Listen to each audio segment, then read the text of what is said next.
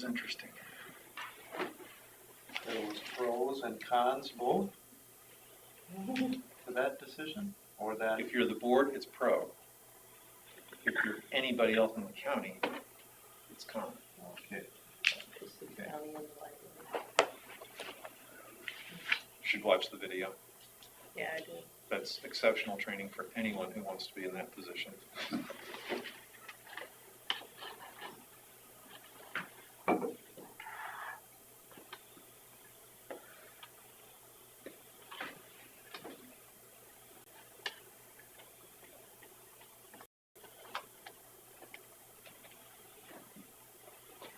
I'm ready when you are, sir. All right, we'll stand and say the Pledge of Allegiance.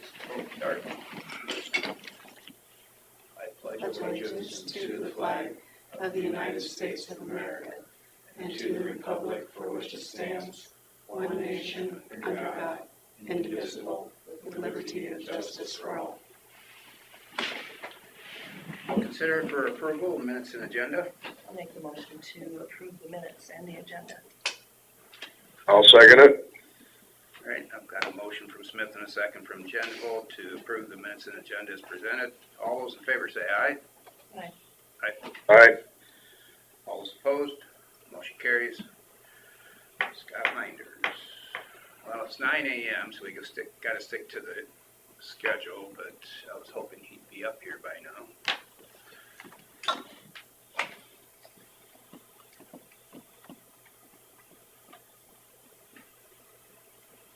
Are you going to be here for this public hearing?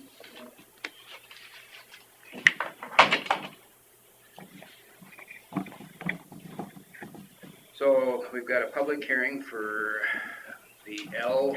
Osmus 73-95 500th Street grade and pave project. I'll entertain a motion to open the public hearing. I'll make the motion to open the public hearing. I'll second it. Got a motion from Smith and a second from Jensvold to open the public hearing for the grade and pave project. All those in favor say aye. Aye. Aye. Aye. All those opposed, motion carries. So the public hearing is open. Wait for there's the engineer.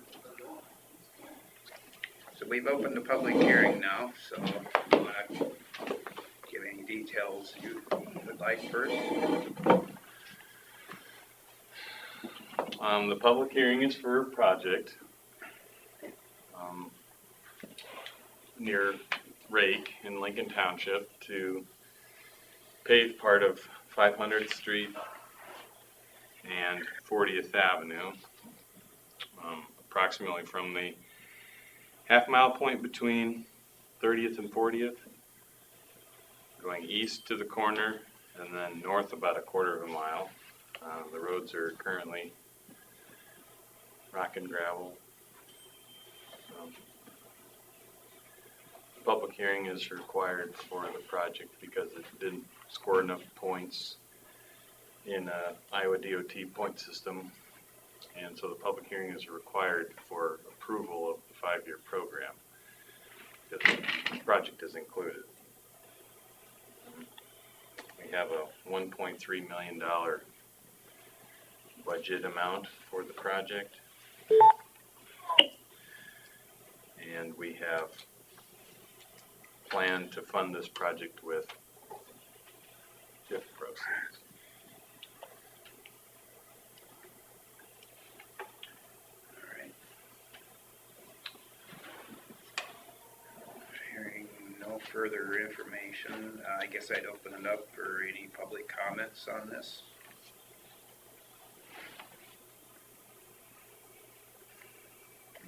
I would have a public comment. Yes, go ahead.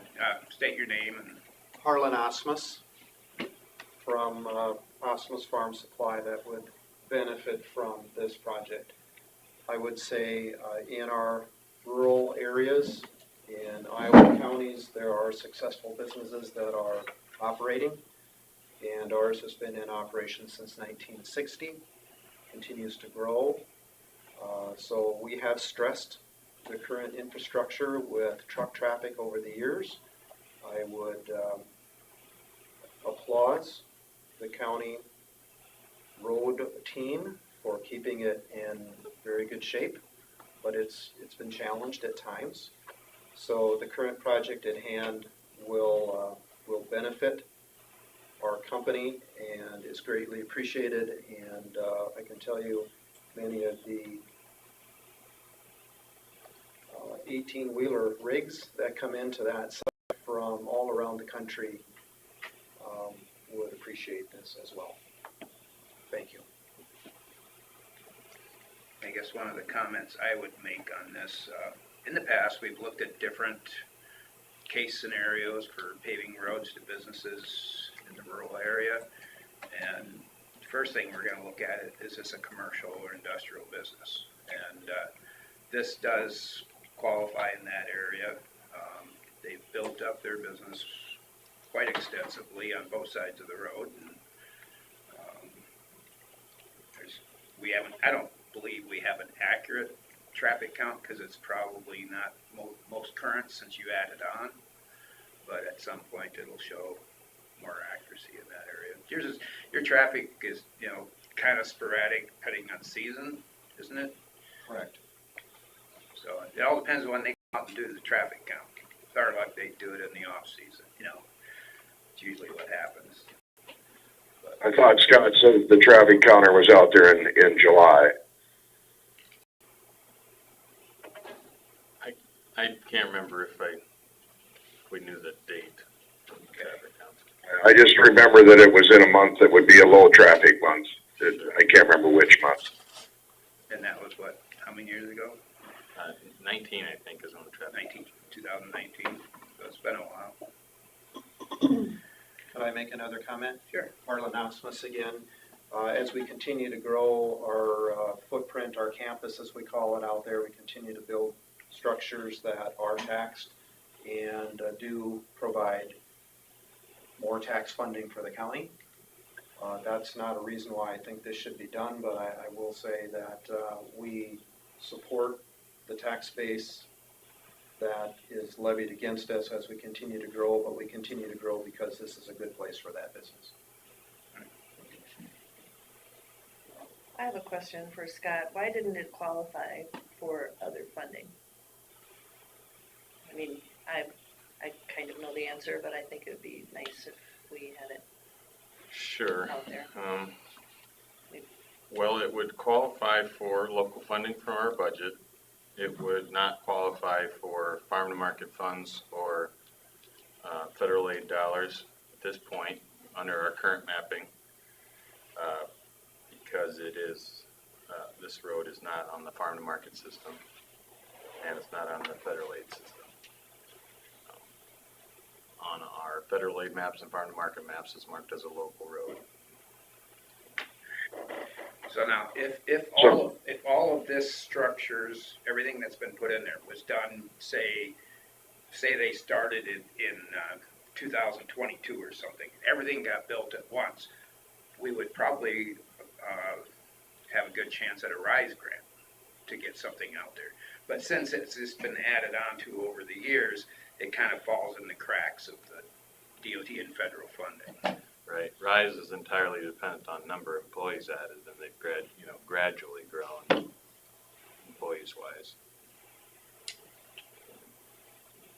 There are 25 people that currently report to work out there daily. I was just going to say, they've got to have just about as many employees as the elevator has. Yeah, generally RISE will fund, large expansions with not just infrastructure, but also expansions of employees, and dependent on the number of employees added in during the expansion. So it probably could have been a candidate at several different points. Just funding's lower for, less employees. And RISE is very competitive out there in the state. Certainly can be, yeah. Does that answer your question, Susan? It does. I just wanted to make sure people knew that we had researched all of the opportunities. Yeah, I mean, the other part about farm to market federal aid is those dollars are squeezed already. So even if it were eligible for those funding sources, we would still may not have funding for this project. Probably the other thing that hasn't been brought up is the funding for this is gonna come from our tax increment financing and urban renewal plan change. That was already an existing urban renewal.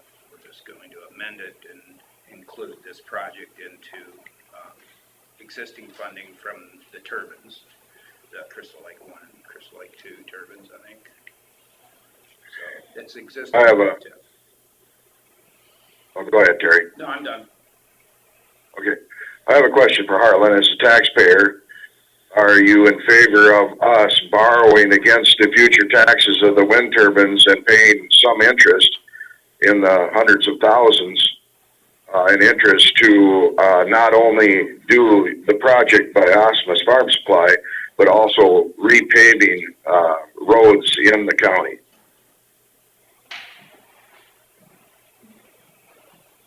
That was a question for Harlan? Yes. Okay. Yes, it was, yes. I would be in favor of that. And all of those costs go back on that turbine project, so it's not being paid for necessarily by the taxpayers Right. otherwise. It's not by the levy, but the levy could be lessened if we were not to do it. So,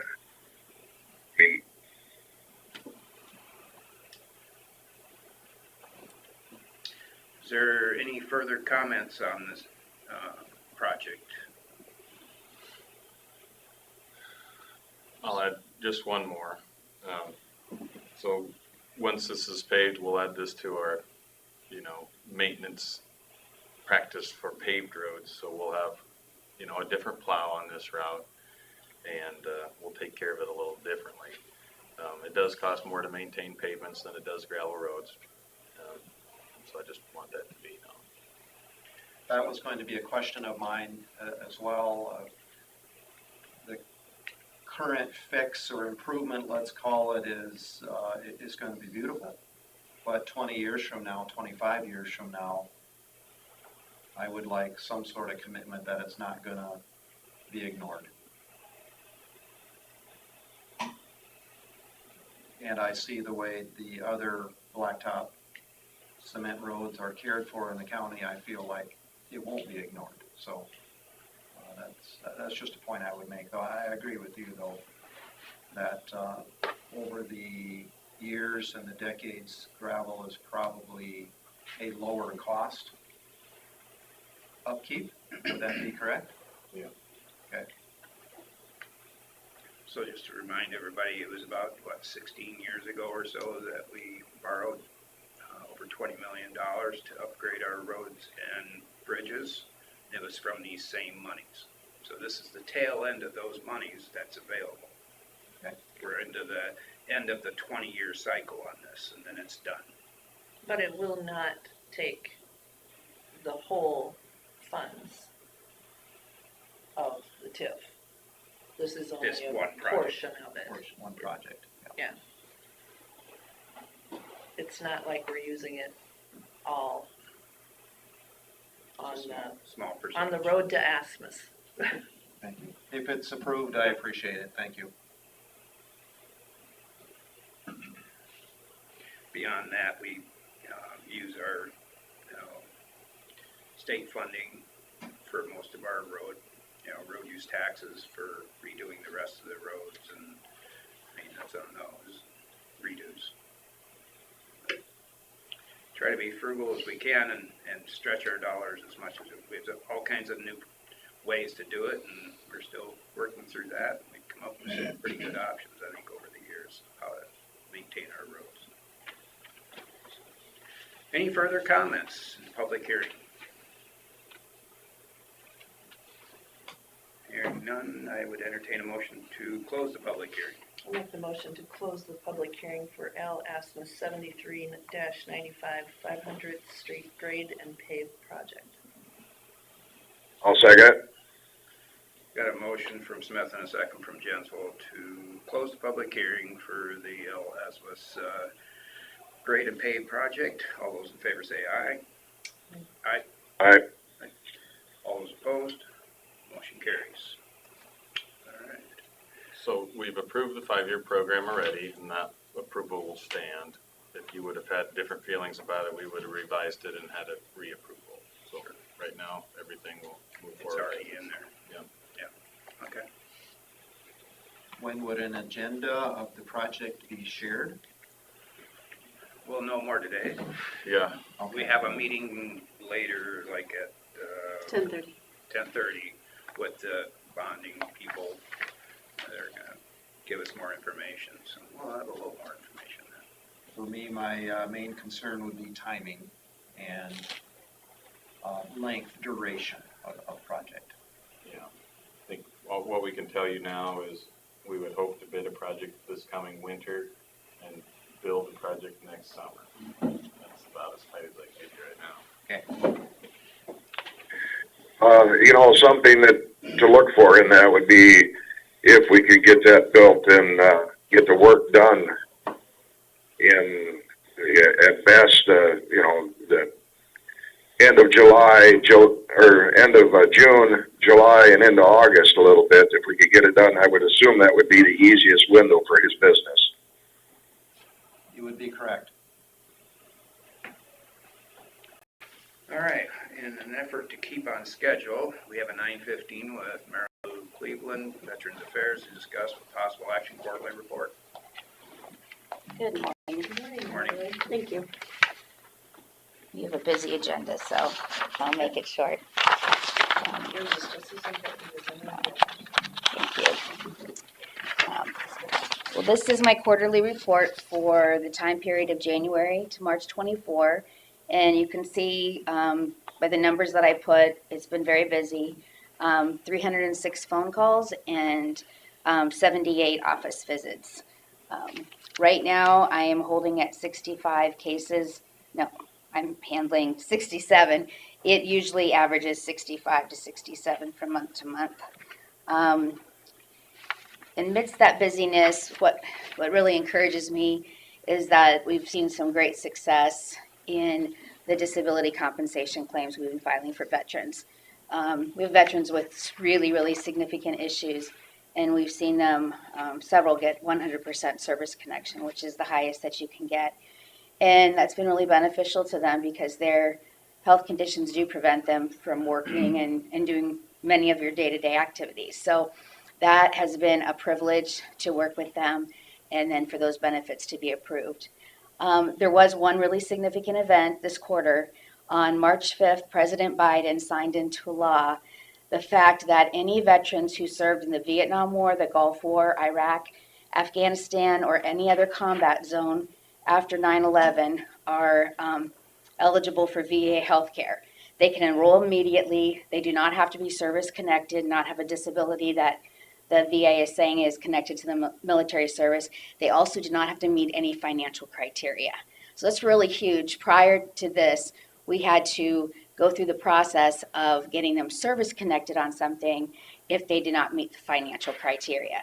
He has also included that if a veteran was exposed to toxins or hazards while training or doing active duty here stateside, they would also be included in that new grouping. So it's already made the healthcare, VA healthcare, very, very busy on top of what they were already doing. However, it really opens the door for a lot of veterans, and I think it's especially significant for veterans who need mental health care. Because right now, or previously, I had a veteran that the only way he could get mental health services was if he was suicidal. He made too much money otherwise to access those benefits. So it really is going to open the door for some veterans that are in need of that, as well as other health issues. At the end of March, there was a total of $307,899 coming into Winnebago County. So I thought it would be really interesting to look back to March of 2022. And I had only been working here for about 5 months. I had started in October of 21. So I did some math, and the number in those 2 years increased by $61,767. And I was really thrilled about that, and I expect that number the 2024 number to continue and increase all year. I think I'm waiting on between 8 and 10 claims to actually get a decision. And I anticipate positive decisions on those. So I just felt really encouraged by those numbers because I think it reflects the fact that you did increase this position to 40 hours. And so between the extra revenue coming in and the fact that I'm serving anywhere from 65 to 67 veterans or their surviving widows, I think shows that, it's a great win-win for Winnebago County. People are getting serviced, but we're also bringing some revenue into the county, and that's an important part of it as well. So, do you have any questions for me with regard to anything? Just so I understand, this item that they signed into effect, it's anybody from Vietnam forward that qualifies for what? They qualify to sign up for VA healthcare, and the VA healthcare will not look at their finances, so there's no financial criteria to meet. And they also do not have to have what's called a service connection.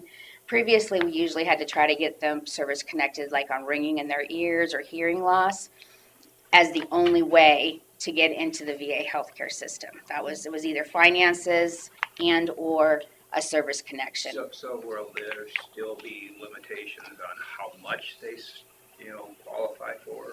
There will still be some guidelines with regard to how much they pay for, like co-pays for office visits and prescriptions. However, for a lot of them, just getting in VA healthcare, the prescriptions are, when you do your tiers, they're 5, 8, and 11 for 30 days. So typically much less than what you would maybe pay if you went to Miller Pharmacy or Hy-Vee. So it really is going to open the door. I just wanted to have the correct information so I didn't pass along the wrong thing. Any servicemen go after you said 9/11? No, Vietnam War and on that were exposed to any kind of toxins, and then stateside, if you did hazard training or were exposed to toxins stateside while you were on active duty. So prior to that, those people really got nothing. But what they're finding out is that there's a lot of stateside places that had toxins. And then, of course, Vietnam on, you're talking Agent Orange, clear to your burn pits. You have asbestos and radiation. And they're actually continually finding more toxins. For example, the VA gives a form, and I had one gentleman that literally had a paragraph of toxins that he would have been exposed to. And, I mean, I read it, but it's all those chemicals and chemical names. It was kind of overwhelming just to see that they had already determined those toxins were part of his exposure with his service. All right. Anybody have any more questions for her? Are you excited about your new door? Yes, my new door has been awesome. I have so many elderly people that come in. I actually have it on a 10-second delay instead of 5 because if they we get their walker up or they use their cane, they're not very quick. So it gives them a chance to completely get in the door and get themselves turned around and not feel rushed. So I love my new door. Good. I don't have any other questions. Thanks for your good work. Thank you.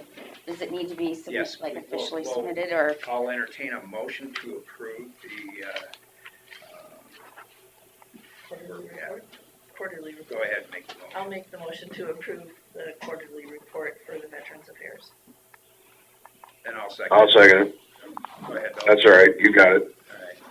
So, got a motion from Smith and a second from Derby to approve the Veterans Affairs quarterly report. All those in favor say aye. Susan, can I have you stamp one of them? All right, Yes. All those opposed, motion carries. Thanks, Mary Lou. Thank you. Here, I'll have you stamp mine. Mine too, sorry. Here you go. It's approved, please. All right, we're gonna go back to number 2. Scott Minders, engineer, will discuss secondary road matters. I don't have too much. Do you?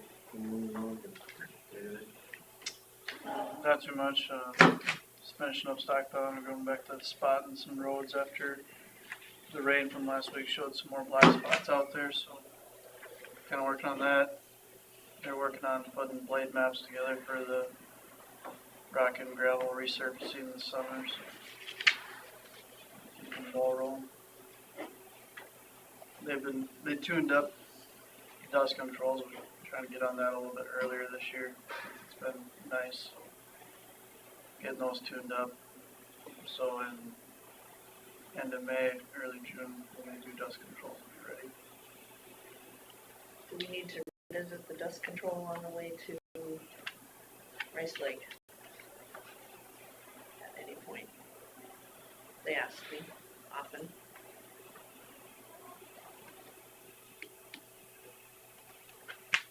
Did we say it was gonna cost? Something like that. The price went up this year. I can't remember what the exact price is, but I can get a quote from Dino's on what it costs to do That it. would be a start. Yeah. Let's start in that direction and then you can get it on the agenda and discuss it. Okay. Thank you. Probably that along with the report, Okay. how it's gonna affect things. All right. I got one more thing I'll mention. We have a dump truck listed for sale, and those offers are due by Thursday. At that point, we'll make a decision or put it up for auction.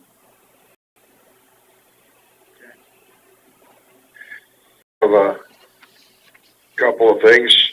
The bump on R20 there, the 30 mile an hour is too fast for trucks on the southbound side. It's too big a bump. If you hit it at 30, you bottom out. And then when it comes to, there's a guy that lives on R20 that would like to build build some dirt out to set his mailbox further away so it doesn't get hit by snow. It got damaged again this year. He wants to set his mailbox back further. What is the process for, is that something you guys do, or is that something he's got to do himself, or? We can certainly work with him on that. I mean, it's a kind of a mutually beneficial thing. I don't know, we haven't had that request come in. We could probably do it. Okay. I was fortunate when I bought my place, there was a mailbox mount there that somebody thought a lot about. It's a, I suppose, 1.5 or 2 inch pipe that comes up, long arm comes out, and when it gets hit, it just kind of moves a little. I've never had a problem. Yeah. Other than when the semi hit it, from the hogs coming in and out. But it's. This one here is also somewhat of a request by the guy that delivers the mail, because there's a lot of traffic on that road. Okay. You want to just have him give us a call in the office and we'll work with him on it? All right, I'll tell him that, yep. Okay.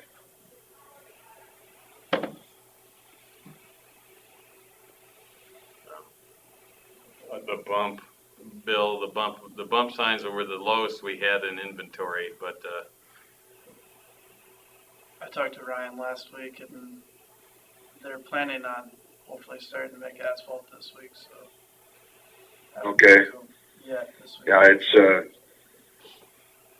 even I went over it with mine even empty, and I slowed down to less than 30, and even at, I was a little under 20 mile an hour when I hit it. Even with that, it's a hell of a jolt.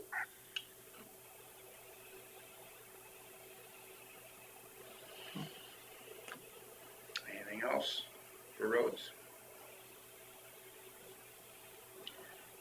Hearing none, we'll move on to 9:30 a.m. Public hearing for DD 89 annexation and reclassification reports. I'll make the motion to open the public hearing for DD 89 annexation and reclass reports. I'll second it. Got a motion from Smith and a second from Jensel to open the public hearing for DD 89 annexation and reclassification reports. All those in favor say aye. Aye. Aye. All those opposed, motion carries.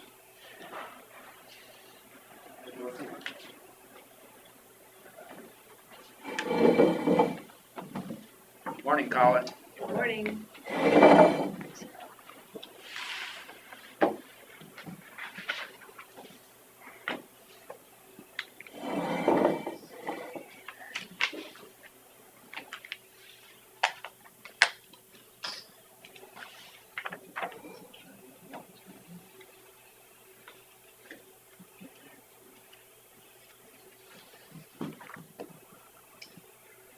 Can you wait for him to go and I'll put it in the box? He's on it.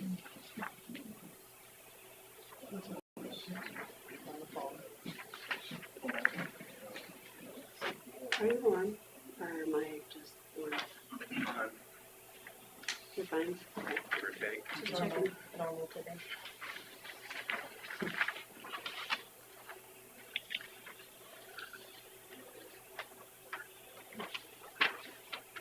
We've got all the bodies closer to you. I know. Specifically some hot air there.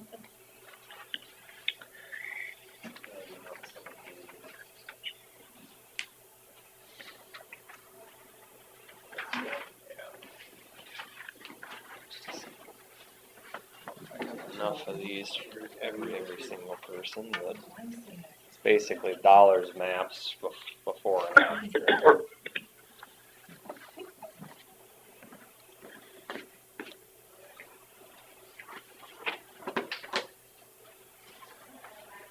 Do I already have those? Yeah. Maybe not.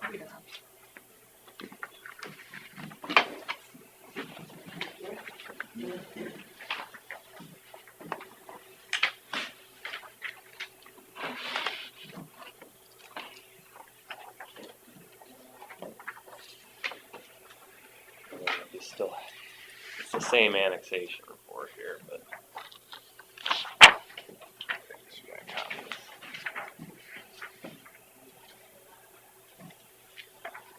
Anybody else want the annexation report?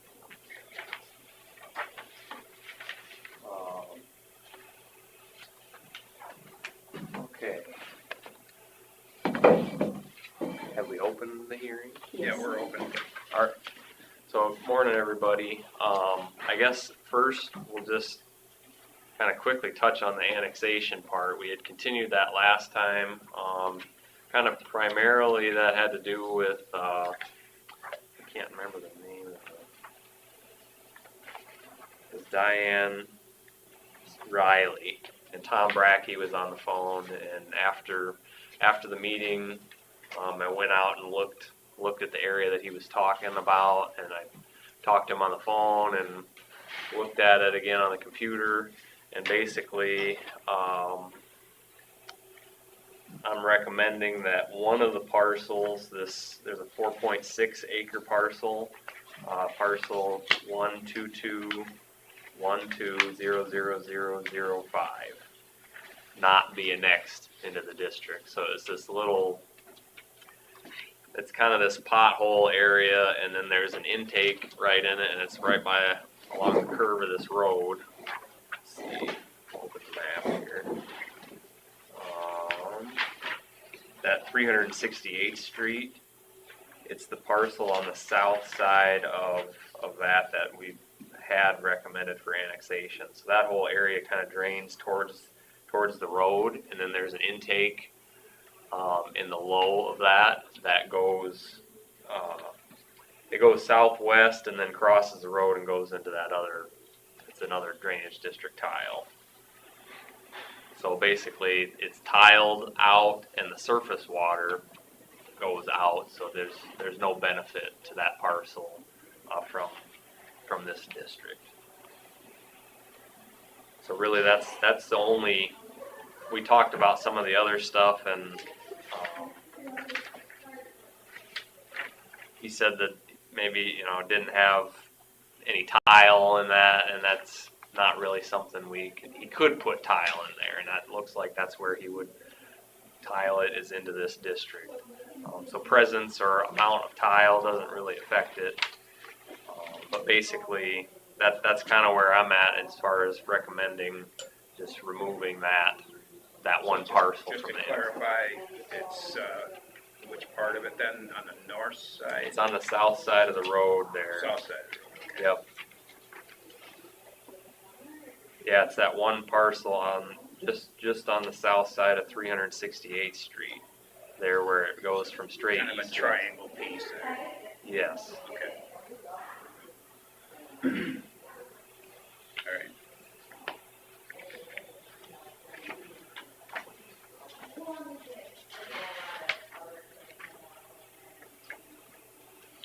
So if there's questions or discussion on that, All right.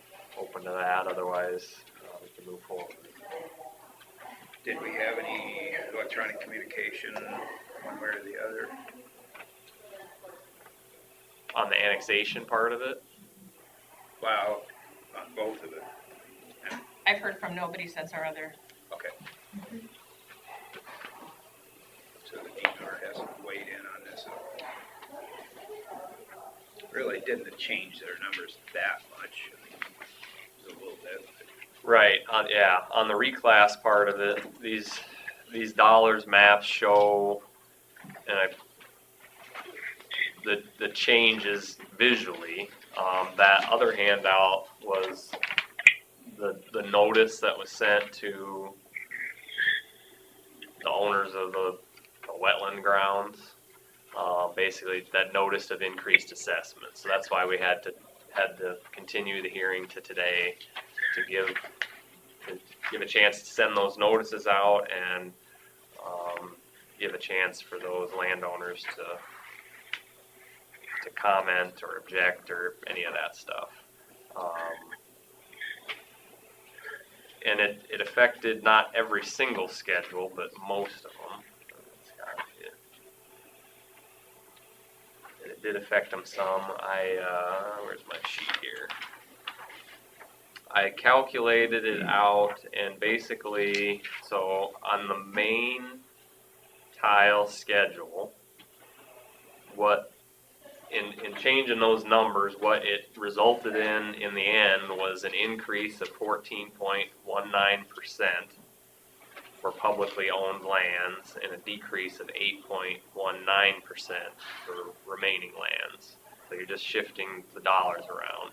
And before I go any further than that on the numbers, I think I'll back up a little bit and just want to make it clear that when we were talking about a 20% reduction or a 0.5% reduction, it's not just a raw off the top, like at the end. It's we take these a handful of different factors and combine them together to determine benefit.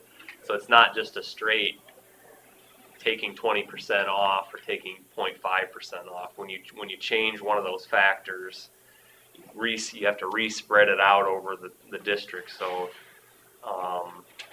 when we went from 20% reduction to 0.5%, it wasn't a 19.5% increase like you might have thought. It actually was varied depending on the schedule. So for the upper main, which was the lateral 8 and 7 schedule, was an increase of a little over 10.5% for publicly owned lands and a decrease of about 11% for the rest of the lands in that schedule. For lateral 5, an increase of 19.83% for publicly owned lands and a decrease of 3.65% for remaining lands. So there's not a lot of publicly owned land in that, so that changed how much it could decrease the remaining lands in that schedule. Lateral 6, increase of 6.01% for publicly owned lands and a decrease of 14.76% for remaining lands.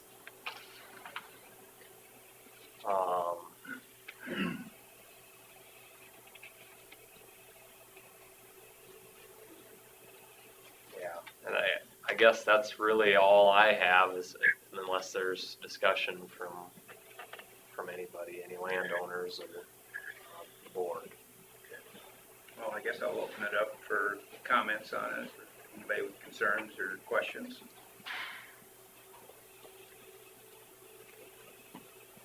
So,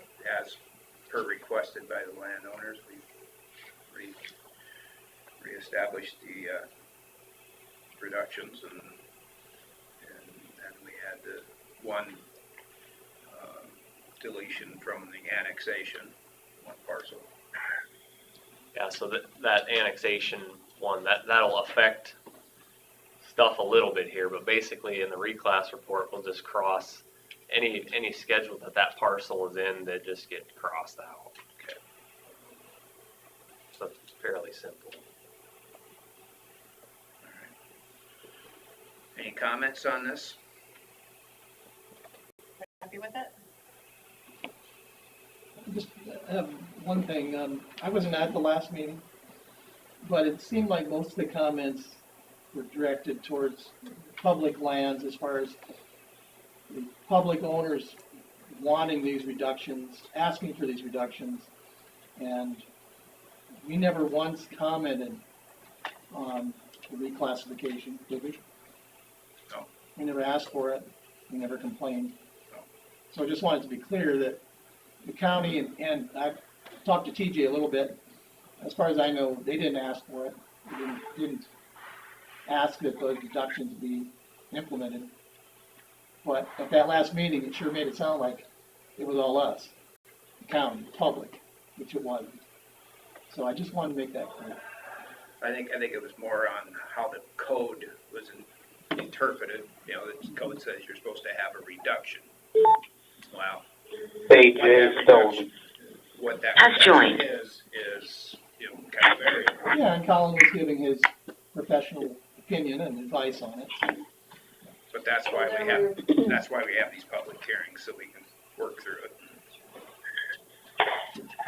And there were trustees that weighed in on it with Colin as well.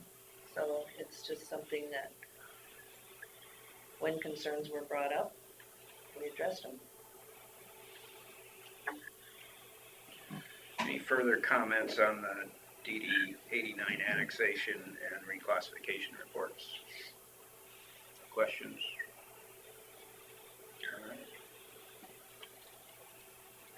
Hearing none, I'll entertain a motion to close the public hearing. I'll make the motion to close the public hearing for DD 89 annexation and reclassification. I'll second it. I'll second it. Go ahead. On a motion from Smith and a second from Derby to close the public hearing for DD 89 annexation and reclassification reports. All those in favor say aye. Aye. Aye. Aye. All those opposed? Motion carries. Consider for approval DD 89 annexation and reclassification reports as presented.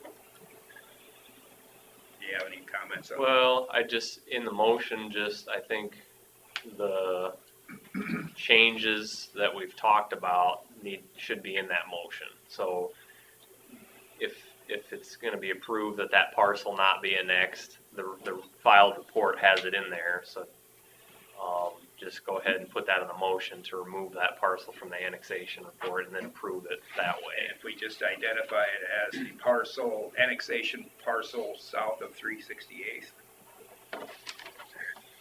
That's, Or do you want the parcel number? You have it. yeah, it's 122.1200005.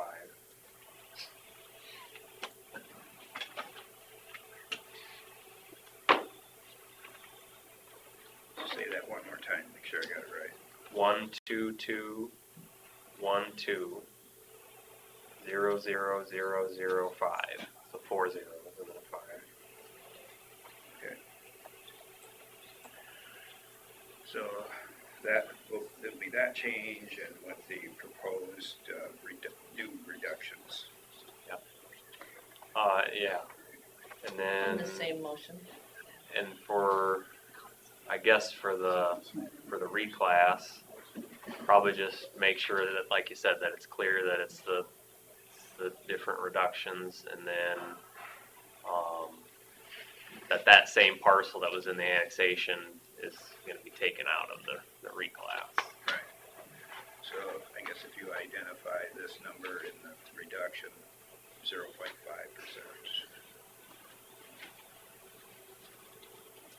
I'll make the motion to accept the joint DD 2-3 annexation request. No. Oops, sorry, wrong one.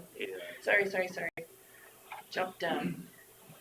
To approve the DD 89 annexation reclassification reports with the changes to not include, right? The Parcel 12212000005 and to approve the 0.5 reduction for public wetlands. All right, I'll second that motion. Motion by Smith and a second by Derby to approve the DD 89 annexation and reclassification reports to, that excludes parcel number 12212000005 from the annexation and to accept the 0.5% reduction for public wetlands in the reclassification. Any further discussion? Hearing none, all those in favor say aye. Aye. Aye. All those opposed, motion carries.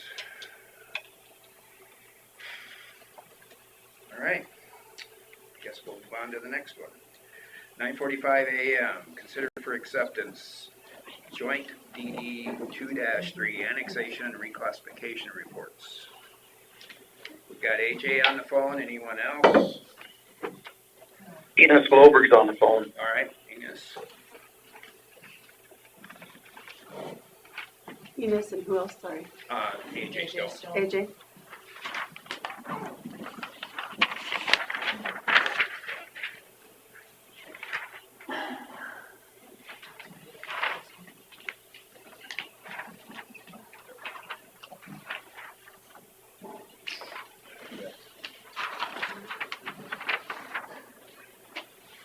Thank you. Still can't believe the sheriff's not here for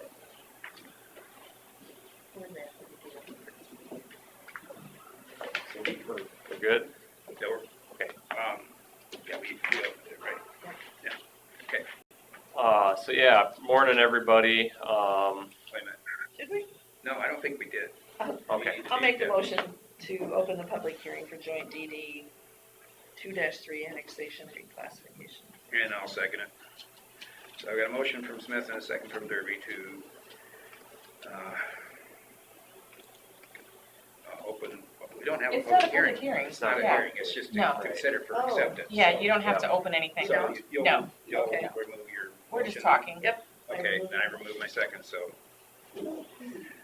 It's throwing us off because we are so on time today. It's we hard have to a public believe. hearing right after this. We on do. it, so. We do.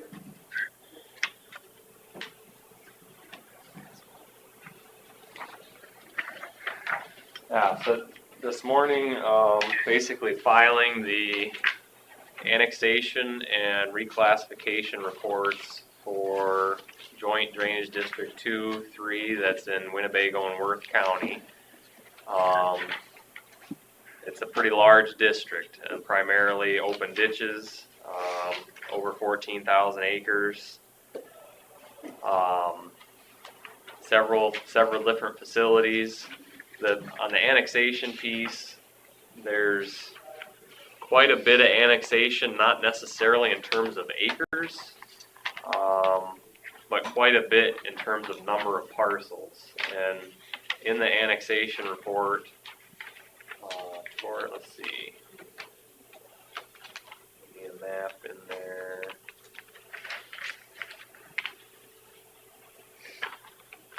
Second to last page. Well, the third page, front and back there, probably shows it the best. And basically, and it'd be better if that was a larger map, but the red is showing the areas that we're recommending for annexation. So you can see that there's a few parcels sprinkled around the interior of the district that likely were just left off. Didn't get accounted for when a parcel was split, so we're just going to make sure they're brought back into the district. Some around the fringes, and then you can see up in Lake Mills. That's kind of where the bulk of the annexation in terms of number of parcels is. Overall, we're talking just under 600 acres. And I believe, I don't know that I have the number of parcels in here, but it's something like around 400 parcels. So it's quite significant in terms of the number that we're recommending be brought into the district.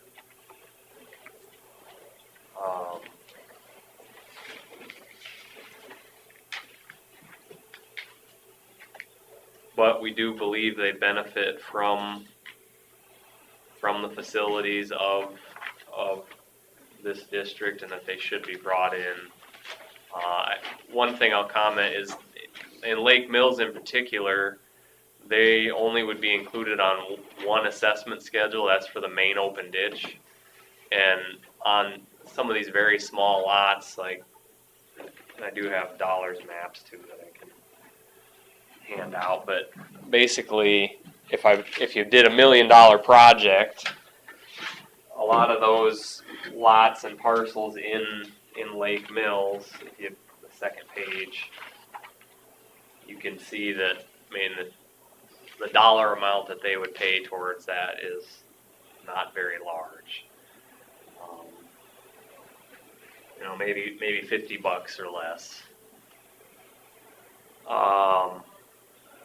And then the reclassification report, we'll talk more about that at the hearing, obviously, but this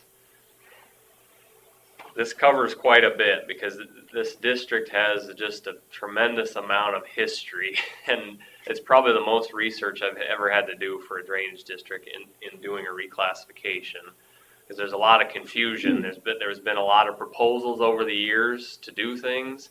Some things were done, some things were not done. And there's even, like on Beacon, if you look at the drainage coverage that shows what you think would be drainage district facilities, there's a lot of stuff on there that actually was never built. So I think right now in this district, we only are making an assessment schedule for one tile. Now, you might see on one map that it shows the benefited lands in the district, that there's like 2 separate chunks, and one of them is upstream from Rice Lake. And that's because initially when this district was done, they tried to drain Rice Lake, is probably more accurate. And it really wasn't very successful. And then kind of the state stepped in and bought the lake bed and wanted to restore Rice Lake. So when they first did it, they actually had ditches that went through Rice Lake to drain it. And then those were all covered up when they restored Rice Lake. So that's why you have this gap in benefited lands. That lateral 8 open ditch and tile is completely within Worth County, and that actually was reclassified fairly recently, I think 2019 or so. So that basically, we didn't do anything with that. That's already been done. But as far as the overall drainage district, it is included as lands in the district. We didn't include it on the main open ditch assessment schedule.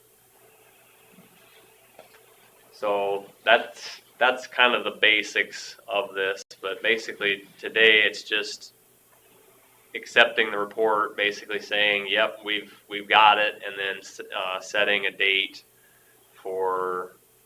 and time for the hearings.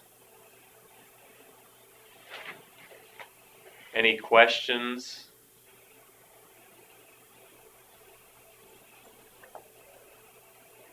Does Worth County have any questions? I don't. I think it looks fine to me.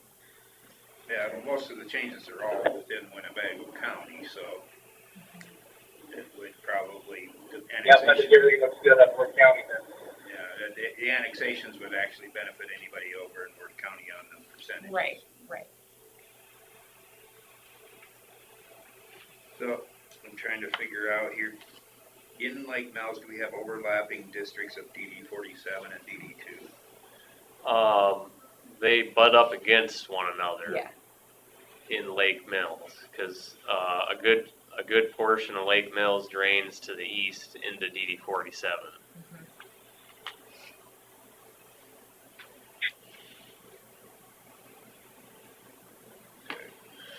So we're just filling in, like from my old map here, anything that was white within Lake Mills is being filled in now with DD2. Basically, yeah.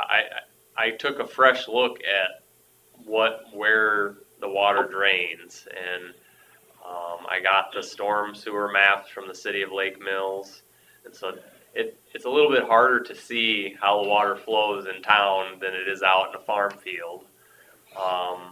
So that took a little bit of extra effort, but basically the intent is just to get the people that drain in this way and benefit from this, the facilities of this district, get them into this district.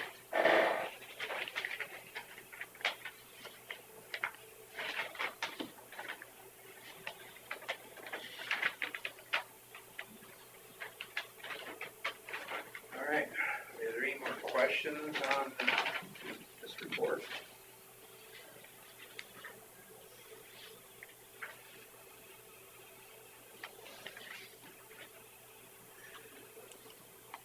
Hearing none, I would entertain a motion to consider acceptance.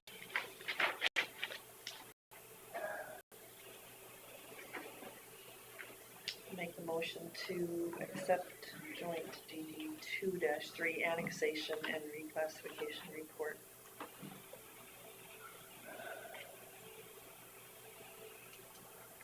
Worth County, you want to second that, or? Enos Bloberg, I'll second that.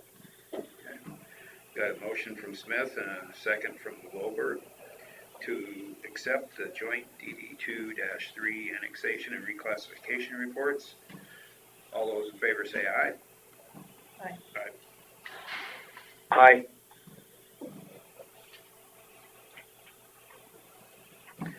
All those opposed? Motion carries. All right, set the public hearing for joint DD 2-3 annexation and reclassification reports. What timeline do we have here? We're recommending May 28th at 10 o'clock.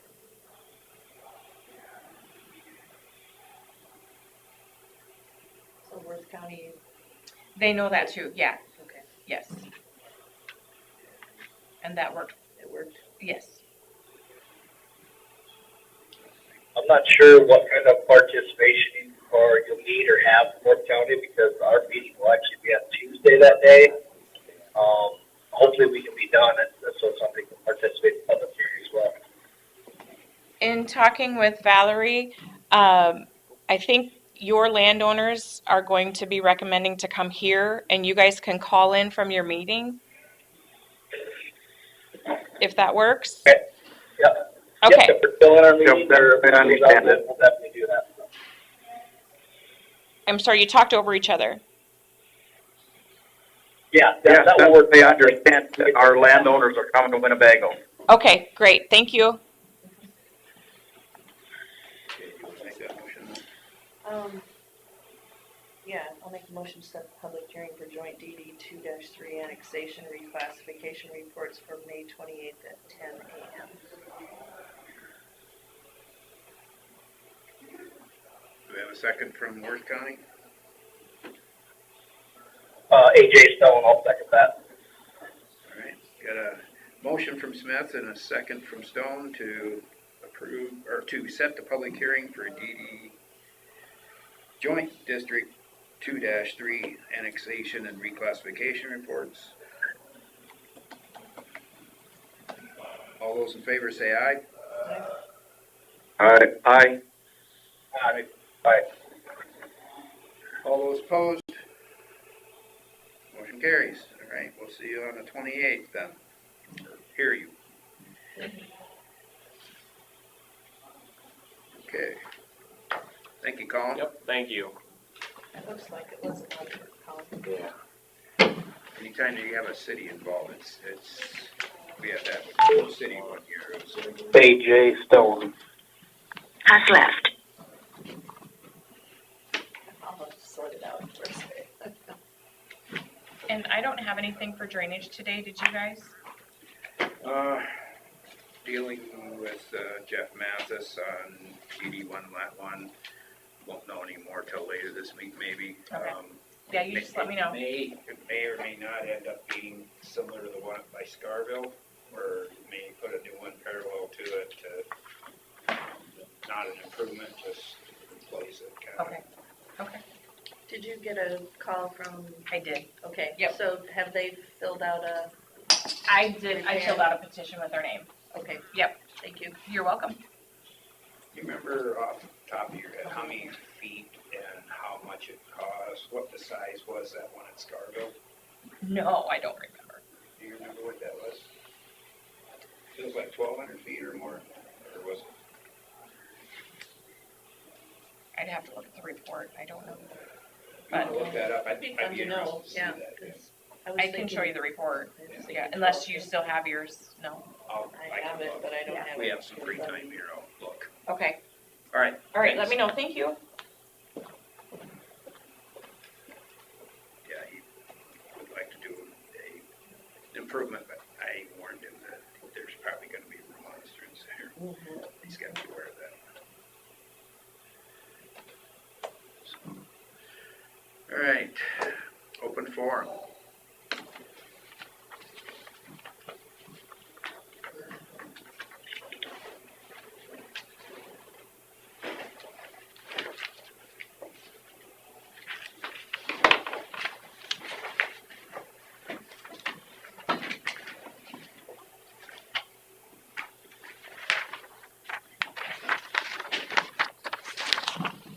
Bill missed out, there was all sorts of colored pictures today. Yes. He does enjoy pictures. Colored pictures.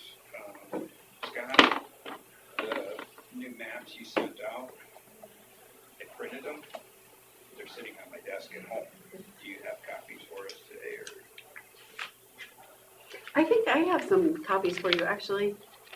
'Cause I have the Oh, but I have the numbers from Maggie.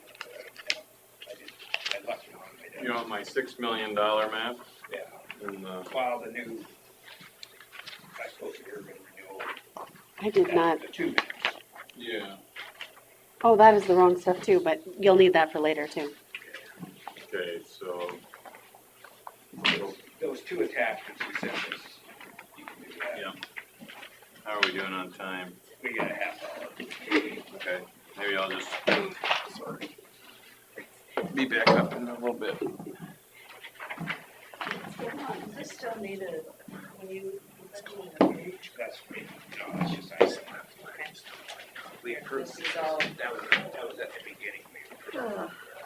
the first motion. this is all needs to go, so all I do It does. is find a stack somewhere. It'll take 2 minutes.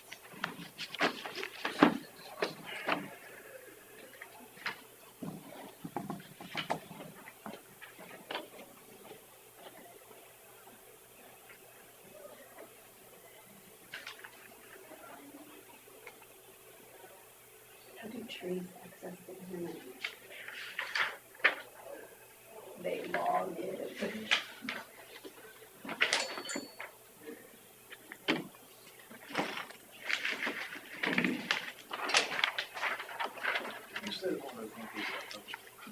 No, I did a joke today on Google. Terrible. The girls in my office break my legs. So far, I'm amazed we've been able to keep within a minute of schedule on most of our public hearings today. It's kind of amazing, isn't it? Your leadership is amazing, Terry. You know, the old joke about the word amazing is, I always told my wife, you know, somebody goes on and on about something, you know, that's amazing. That's about the time she slaps me. You're not listening.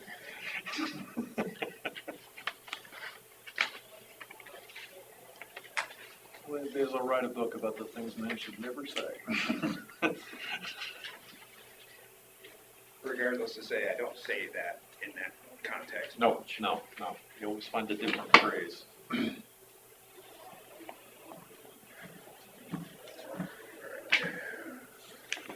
Those are the claims, just in case. There's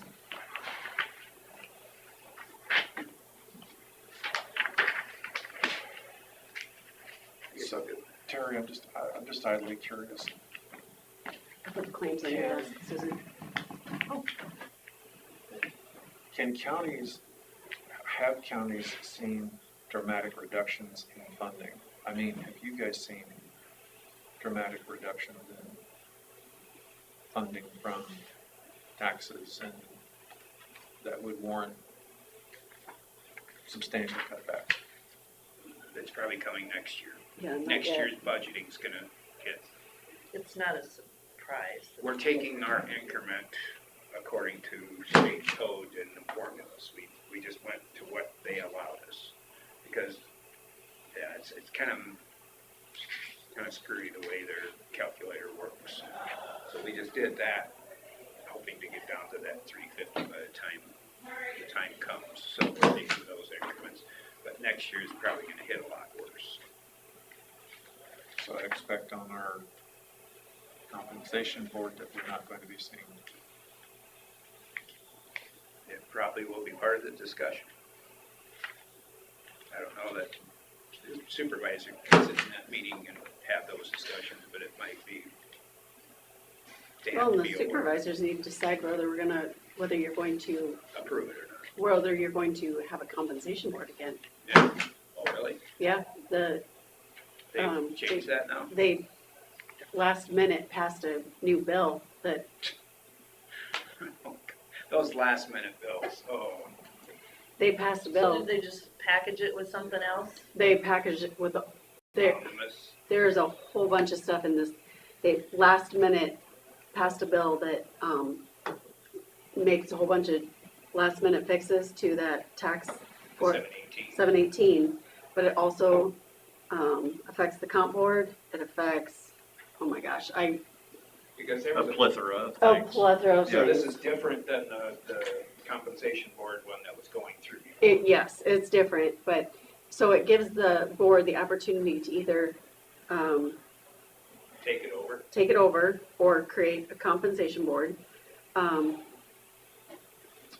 So if we're gonna have a compensation board, you actually need to Reappoint them?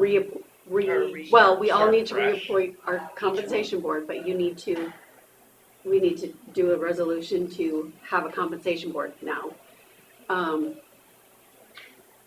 The compensation board, there's new rules on how the compensation board will need to work, because they need to show their work now. There's rules on, You have to have justification for what they're doing. yep, they need to have certain things on why they did what they did. Well, So they will always that include have. the justification by But But it has to be documented it has to be somehow then? documented. So would that justification include all the submitted documents from the elected officials? I don't know I that. would think that would be. My understanding is we have to take the documents that are submitted, mailed, emailed, however. We have to look at that, and then we have to, as a board, come back and say, okay, here's the reasons why we feel this. And then that has to be documented, and all that goes to you guys, and then from there, it goes to permanent record, wherever that is. So we have to our time is actually gonna be doubled with a construct of what we feel is the appropriate. So if the board actually has a compensation, Yeah. otherwise they have to do it. And then, Either way, it's gotta be justification. either way. And then the board can either, you don't have to hold everybody to the same anymore. You can change the recommendations. Oh, Up or down? it can be variable from one office Well, to the other. you can't change the base salary lower, but you can change so you can take one elected official and up or down. If the compensation board goes. So are if you the talking about- sheriff gets 10% and everybody else gets 4, you can change the sheriff to 4. Okay. So they've done away with that across the board thing. Yep. Did they change anything on site? No. Not that I know of. Not that I've read. I suppose there'll be a ISAC training on all of this. Oh, yes. I don't know if this is Sure. something we wanna have a conversation with the compensation board before we go through that, or? I don't know. It's up, I mean, I believe it would be wise. I think so too. Well, Because whether there are it's just so email many- communication, or, I mean, I hate to bring them all in mid-year for something that we don't know where we're Terry, gonna go. I'm gonna tell you right now, the entire board has to find out what the heck is going Yeah, on. Because definitely. this thing is a greased up slide rule like you wouldn't believe. Do you think it would work to just, send out the information as presented? And then say the supervisors are looking for input from the compensation board one way or the other. And they could either email back to us, or we would set a date and they could come in. I truly believe that It wouldn't the be an official compensation meeting of board the comp board, but is a good thing. I think that, you know, You're gonna have to reappoint them first and foremost. So Yeah. that If we procedure's gotta be choose. done. Then, as soon as you reappoint them, you've gotta give them their duties. And those duties would be outlined, I would think, via email, mail, however Carla chose to get the First information step out. is the resolution, if we're gonna accept it, but Yeah. before the resolution, we have to decide through input of them, and the public. Maybe the, you know, we wanna And I'm make sure the thinking public knows too, what's it'd be going nice on. if it was a public I think, meeting, so that you could get the input of the, I think it's gonna be what, a public Constituents. information meeting, not necessarily a public hearing, but a public information meeting, and if possible, that, well, we probably go out a week and then do the resolution, or not. We know more after that meeting, whether we wanna do the resolution. Well, on the comp board, now off because of the new rules, but possibly reappointed, I would go along with it.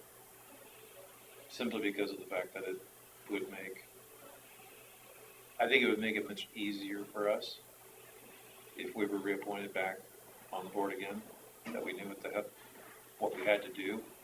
Because then we could talk toward our chair and say, okay, who's gonna write this up? Because we can't really put the burden on Carla, even though she does act as secretary.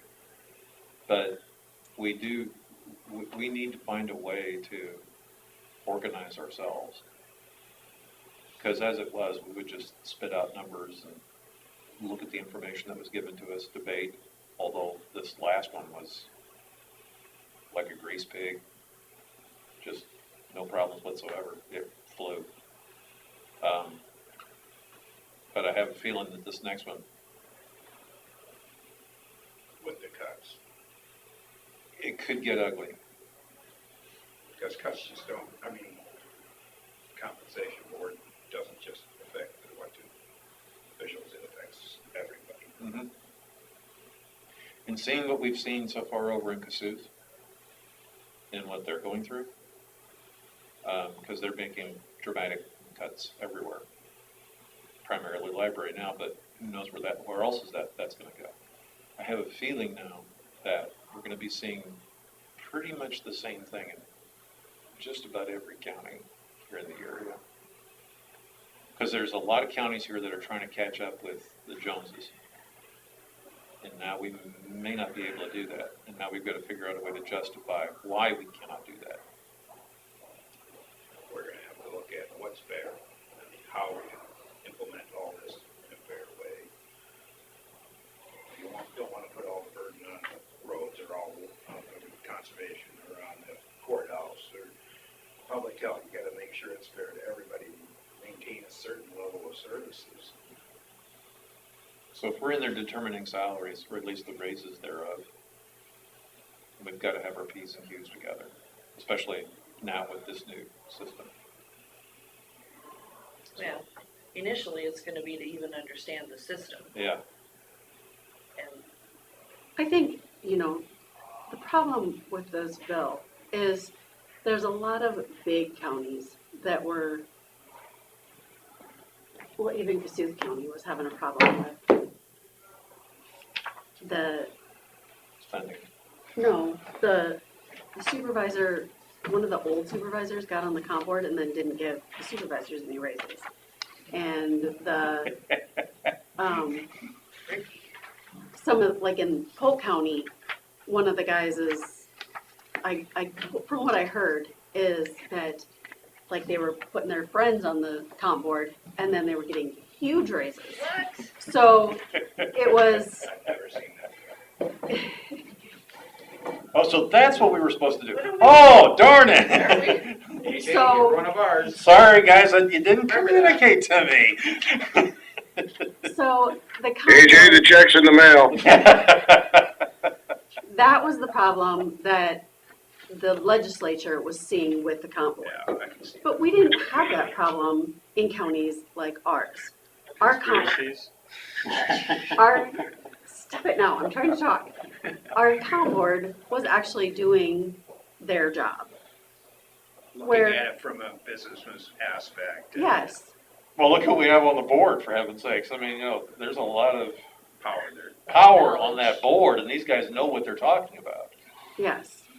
And so I feel like our comp board, there wasn't a problem with our comp board. And I feel like probably 90% of the state didn't have a problem.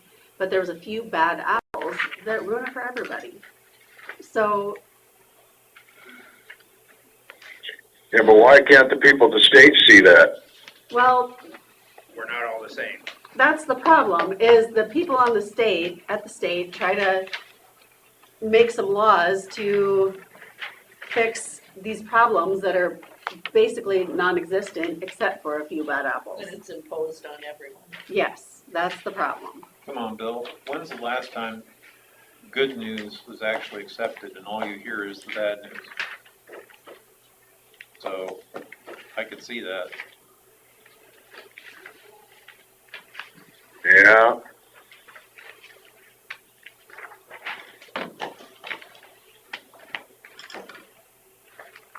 There was a much worse bill that was going around that we got stopped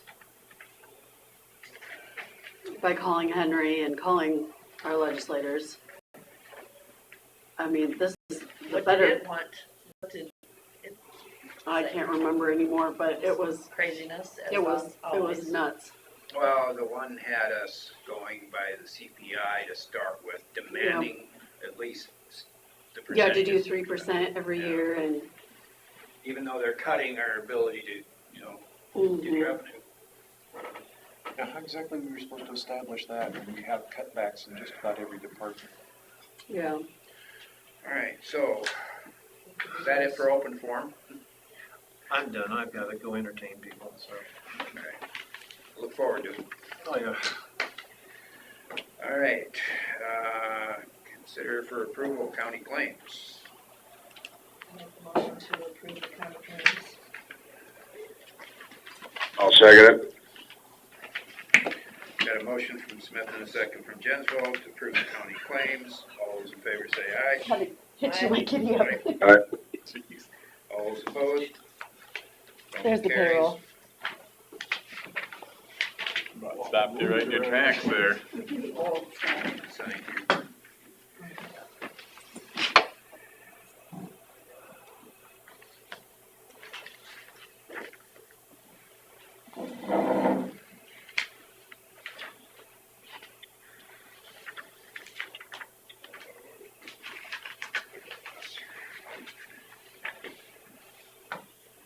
I could have used a desk of my own today like this. It was probably a good thing we could spread out. Yeah, thanks for not showing up, Bill. We needed the extra space. Lots of paperwork. Is that a fat joke? No, I'll be it's a right back. paperwork thing. No, I got feelings too. Oh, my. Surprised there wasn't a bill on that this year.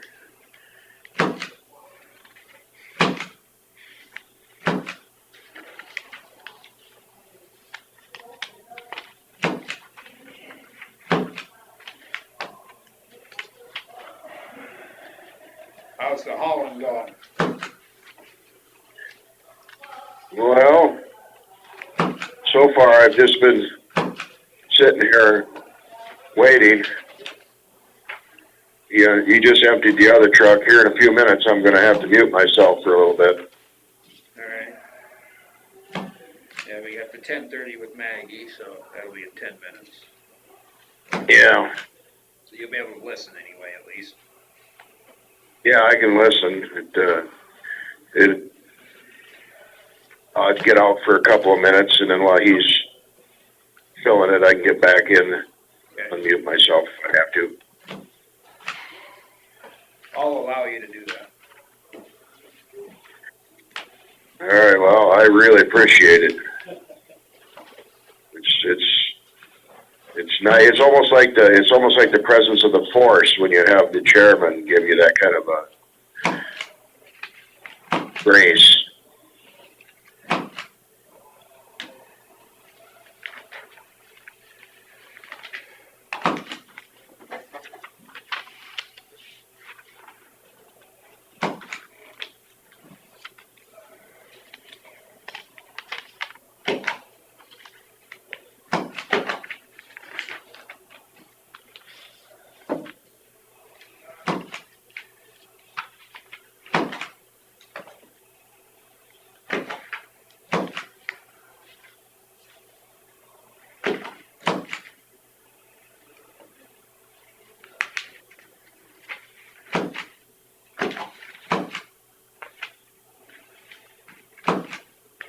I should have brought my Bill's Red Owl bag today for all the work.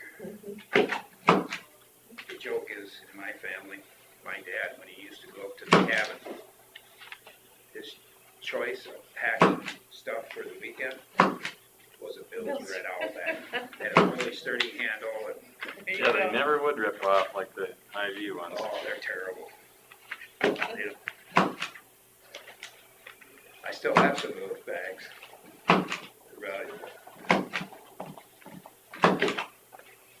And think of all that good advertising that they had in those bags all those years. It Mhm. was a smart marketing. You just stick around, yeah. All right, I gotta mute myself for a bit here. All right. Try not to talk about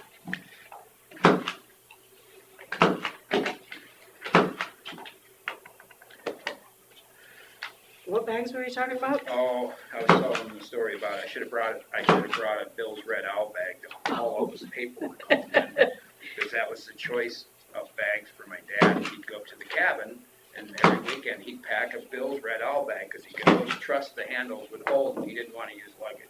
Uh-huh, He seemed more versatile with a Bill's Red Owl. yeah. Spontaneous. So when he died, we were dispersing the estate, as we call it. We had a stack of Bill's Red Owl bags, everybody got a couple. And Part of the estate, yeah. then we just opened up the last bag of orange candy slices and shared them.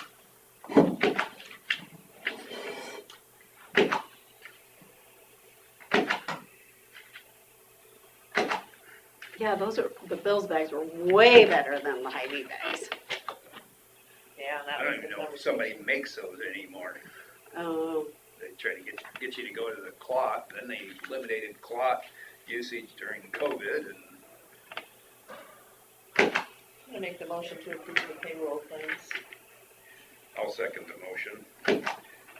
On a motion from Smith and a second from Derby to approve the payroll claims, all those in favor say aye. Aye. Aye. Nothing else for open forum? All those opposed, motion carries. I think so. I'm just trying to check stuff off.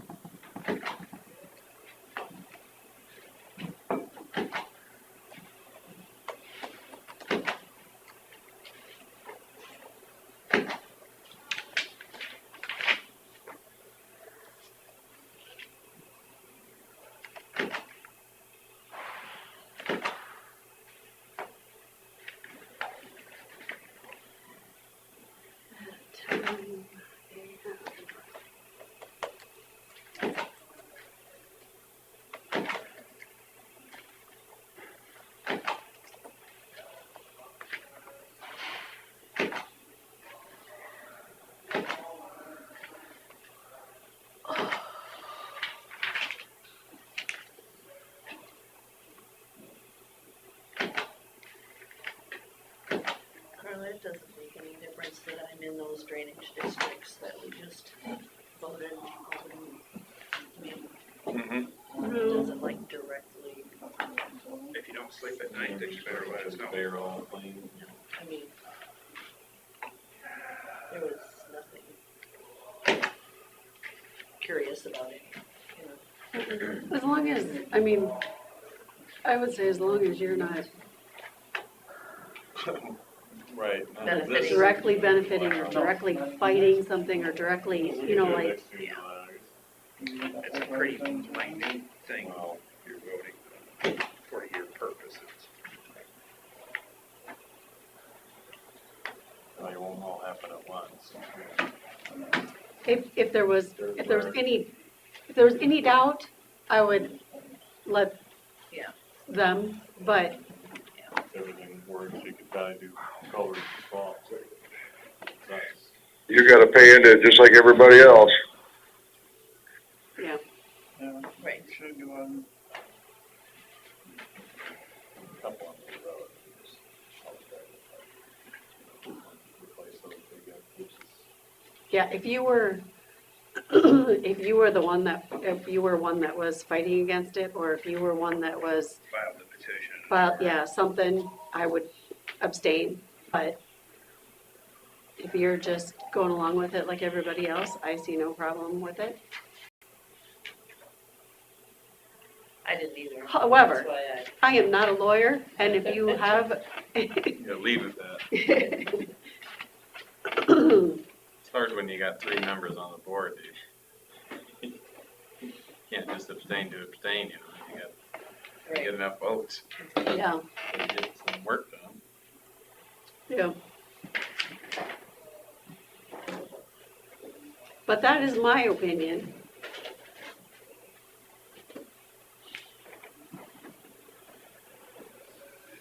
I'm gonna read my next.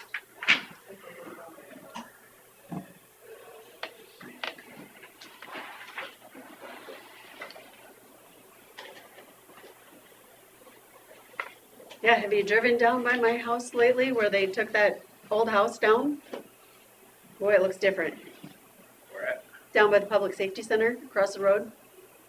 Oh, do you live down that direction? I Mhm. have seen that. That looks, wow. Yeah. That wasn't really even that bad a house, was it? Well, they said it was bad on the inside. Let's pay for it. Yeah. It just is so open now. I should have It's, seen my house before I It's pretty, started. The basement was good, almost new, but the rest of it was 125 years old, rotting out around the windows, and had to replace certain walls. The basement was Yeah, they had replaced the basement placed in the basement. in 1995 with concrete with styrofoam forms. Yeah. So it's a good basement. So everything was level to start with. Yeah, That's big. the foundation foundation is where it is the important starts. part. Yeah. Well, it's 10:30. Maggie, are you on with us? She said she might be a couple minutes late. They're Alright. doing a bond sale this morning, so, Okay, that's fine. say that. yep, Well, do we want to just wait a little bit then? Maybe I'll take a break while we wait. okay. I can't put my hands on that debt schedule. Probably, do you know the answer is, like, can TIF pay for any county labor? Well, I don't know that answer. It's been a long time since Yeah. we've done tip work. That's be a good I question. know, like, they did a bunch of bridges last time with TIF, but did they just use TIF for the box culvert? Or did they somehow? I think there's something about that.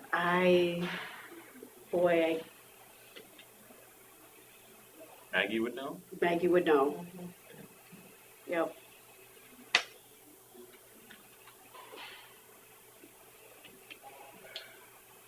Hmm.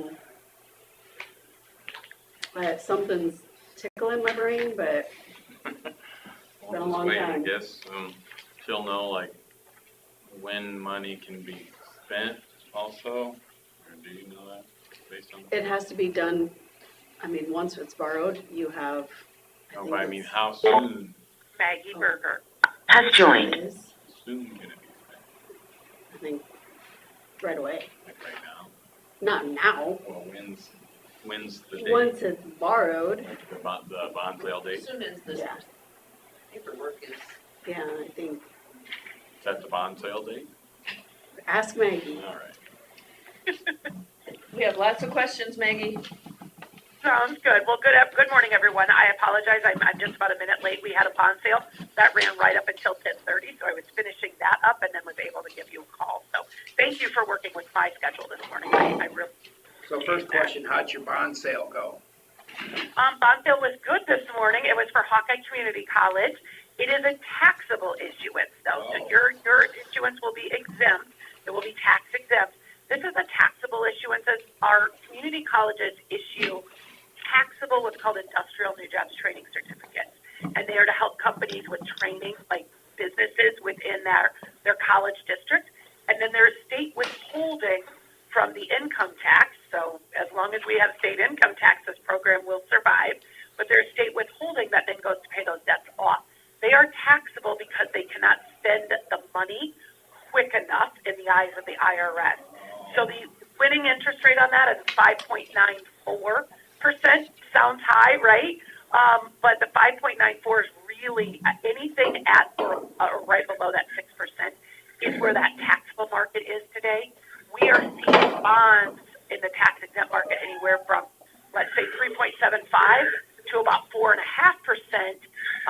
And what we're seeing and what I provided in our debt service schedule is that what we are seeing is maybe 5% interest rates on the bonds for planning purposes, but then that they're giving you a small premium up front, maybe $50,000, maybe $30,000, $50,000, $75,000, and that will buy down the TIC or the true interest cost. So meaning, even though if they bid a 5% on the interest rates all the way down throughout the issuance, a 3-year issuance, you probably are seeing actually, the market is maybe at a 4%, and so to be able to get to that 4%, they have to give you money up front, which is good for you because obviously always projects will have some cost overruns. This makes, gives you a little bit more dollars probably for the project, but we won't know that until the day of the bond sale. Since ours is gonna be a short-term loan, is that gonna be a whole different number then? Yeah, it will be, and that's why I put the 5% coupons in there. We're seeing these short-term investors saying, hey, we think interest rates are gonna remain high for the next couple of years. If you actually had a 10-year issuance of debt, we may see them bid a 4 or a 4.5% interest rate all the way down because they kind of think that's where the market's heading. But because this is a short-term deal, we'll see that 5% interest rate. But again, that 5% is really not where today's market is, but that's what an investor wants. If I can get 5% at the bank for my CD rate or for my checking account, why wouldn't I need to get 5% in the bond market as well? But to do that, I'm going to have to give some money up front. And that kind of correlates with the fact that, if you have a checking account at a bank and they're going to give you 5% on that checking account for the next 12 months, you have to keep a minimum balance of $15,000 in that checking account, right?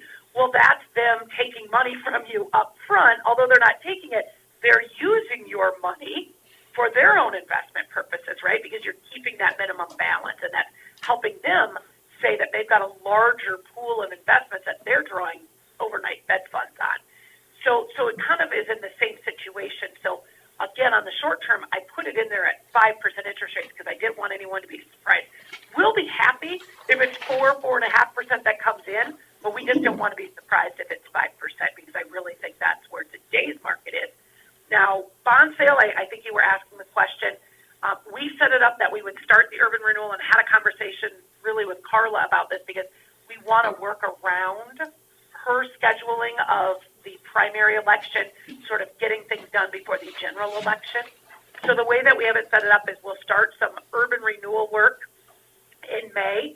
We'll start the public hearing proceedings in June for the borrowing. And then we would approve the official statement and have the public hearing in the July timeframe. And then having a bond sale August 13th. That just means you would get your money on September 11th. Now, I know that seems like that's a far ways out, but there's processes that have to be done that have 30 and 60-day windows in them. Also, it's not that you can't start these projects, because you absolutely can start the projects. You also can start spending on the projects. Once we get you to the point of, holding the public hearing, you can actually go back 60 days prior to that public hearing, and you can reimburse yourself for any of those actual construction costs. Engineering costs are over and above. You can always go back and reimburse for that. But actual construction costs can go back 60 days from the public hearing.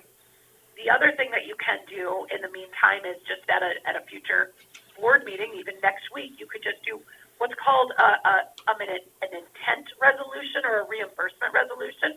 And it's just a simple statement that says, we intend to undertake these projects, and we intend to pay ourselves with bond funds, or pay ourselves back with bond funds if we have, some of those expenses by the time we get to that September date.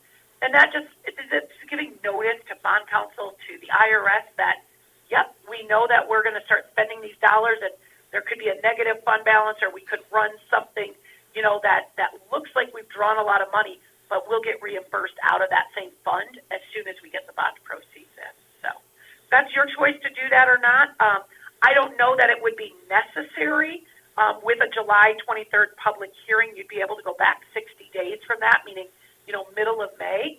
But if you thought that was important, you easily could do a reimbursement or an intent resolution on your next agenda.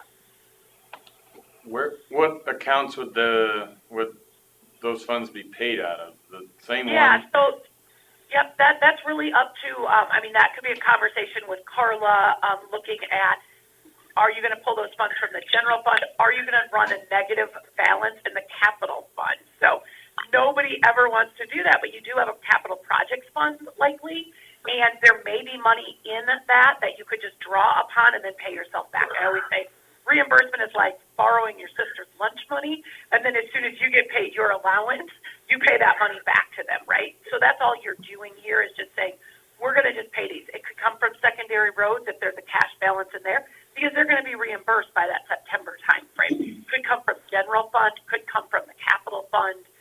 It could come from it could come from all three of those places. Just remember, you're likely, you're going to have some expenses, but you're not going to have, the bulk of the projects likely won't be done by September 11th, or not all of the projects would be done by September 11th. So it's not like you're going to have $6 million in projects to reimburse yourself by September 11th. And I don't know, the engineer is the expert on when those, project costs might come.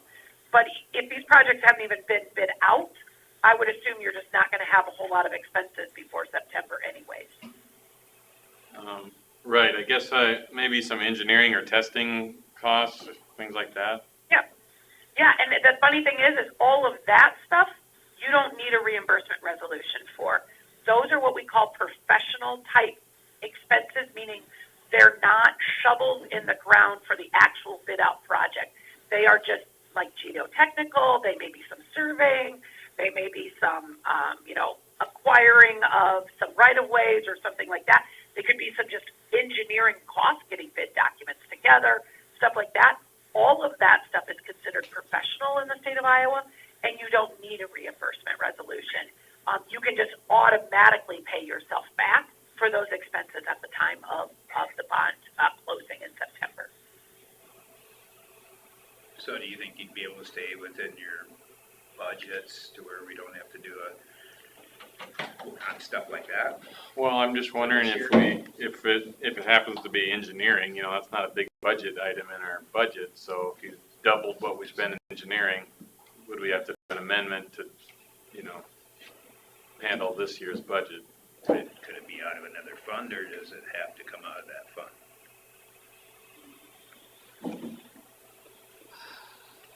Carla, do you guys have a capital projects fund within like secondary roads or anything like that you could, and I hate to say this, could run a negative balance in, say as of July 1st, not, not anything before maybe June 30th, but as of July 1st, that then again could get reimbursed as of September, We 11th. won't have anything to pay before July 1st, so. Okay, so that won't be a So- problem for this year. Yeah, we can certainly make that happen, I'm sure. On secondary roads.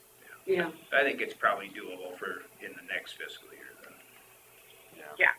okay. I know, we hate to say that, but we're, April 23rd already. We're chugging right away, through this fiscal year currently. Yeah. That's true. So Scott, you had a list of questions there. Some of them are probably being answered, but what else did you have? Yeah, what can county labor, like if our guys do some of the projects, can county labor or equipment be reimbursed or paid from TIF? It can be as long as it's part of the project, yes, because we have, we will say that, I guess that, you have to be careful. I want to say the answer is yes, but you also have to be careful that you're not just paying their entire salary or their pay, you have to be careful to just say, well, the hours that they truly work, there has to be some sort of tracking, Yeah. I guess is what I'm trying to say, Yeah. that if they truly worked all, let's say 40 hours on 1 week, let's just say that you said, don't do what I need you to do this week in the office, and I need you to go out and work on this project specifically. If you can track back through like an hourly rate or a time card or something to say, they spent the entire week working on this project, and this would be this amount of their salary or this amount hourly, then yes, absolutely, you can reimburse. And that does happen. We see that happen within city government. We see it happen within county government because maybe some of them are not projects that you're going to completely bid out. Maybe they're projects that are going to get bid out, but maybe the contractor's not going to do everything that your staff is going to do. Some of like prep or finalization or some of the stuff in between. So yeah, I think that you just need to be able to track because Carla needs to be able to say when she got these bond proceeds and that she's either transferring these bond proceeds into a fund or that when the Board of Supervisors approve like a transfer of those bond proceeds into, whatever fund you're paying the project costs out of, there's got to be some sort of tracking, right? Like a contractor will give you, their sheet saying, these are the things that we did, maybe this is what's, administrative, this is what is salary based, this is, just project costs. So there's just got to be some kind of tracking for the files. Okay. When is the money available to just pay things directly from wherever the TIF proceeds go? Yep, so that'll be the September 11th date. So on September 11th is the day, based on our proposed timeline, that's the day that the county will receive approximately the $6.1 million. So we're planning to issue $6,150,000. Remember, there's some cost of issuance that comes out of there, right? But the county's got to pay like bonding attorneys. They've got to pay Spears fee out of there, which we've given you guys. I think early on we gave you all those cost of issuance, rating fee, stuff like that. So there's some cost of issuance. So the county will have approximately, $6,050,000, $6,080,000, I think is what you will have. And that day is the day that, there would be no other transfers, right? That's the day that you could just take the bond proceeds and either pay back any expenses to date, but that's also the date you could draw on those dollars. The first time you're going to receive TIF money back to make these payments on the debt that is outstanding, that first time that you're going to receive those back is fiscal year 26, because the county has already asked for their fiscal year 25 receipts. You asked for those last, November, ahead of the December 1 deadline. So this November of 24, you will ask and certify this new debt, this $6 million in debt, and that's what you will ask for receipts in 26, 27, and 28, which is the final maturity or sunset date of that existing TIF district. And that's how we got to the $6 million. We sort of backed into that number based on what Carla knew she could collect over the next 3 years in 26, 27, and 28 from that issue, from that wind turbine development.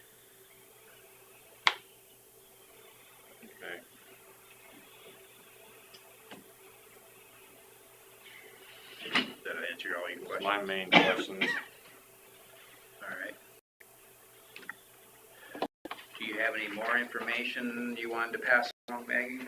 Well, I think that is it. I think, I've been informed that you guys are just moving ahead with the 6 million. I think that kind of came out of our discussion at the end of last week's meeting, and you were going to just kind of, I got the maps from the from the engineer. I think my next thing will, if I have kind of your go-ahead, just verbally, like, yep, let's get this moving, we will reach out to the Dorsey and Whitney firm, who is your bonding attorney, I believe, and we will get them going. We'll schedule a call with them. That phone call will be a private call. We just can't have a public meeting. Now, if one of the supervisors wants to participate on that call, I don't have a problem with that. But typically that call will be Carla, it would be myself, and it likely would be the engineer. And that call will be probably 45 minutes to an hour. We'll schedule that in the next 10 days. That call will go through sort of this map, make sure that these projects that we're identifying are in the current urban renewal area. If they are not in the current urban renewal area, we will have the area amended to include where these projects are. And so that map, those maps are very, very helpful that the engineer provided.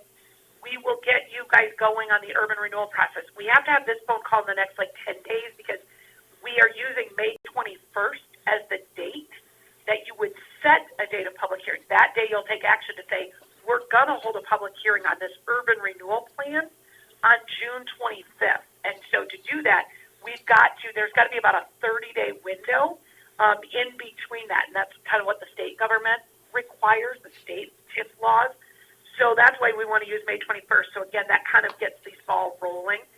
That also means that because of the May 21st date, we sort of stay away from the, couple of days or few days right around that June primary date, right? Carla, although she'll have some documents coming from bond counsel, she won't have to have a phone call during that time. It'll be, we'll say, less stressful in her office on that time frame that she's dealing with the primary election. Then from June 25th, we hold the public hearing, set the date of public hearing and hold that in July. We approve the official statement. Now, I want to remind everybody that's a document that's all about your county. It'll have your debt information. It'll have demographic information. It'll have financial information. It will have property tax valuation and levy information in it.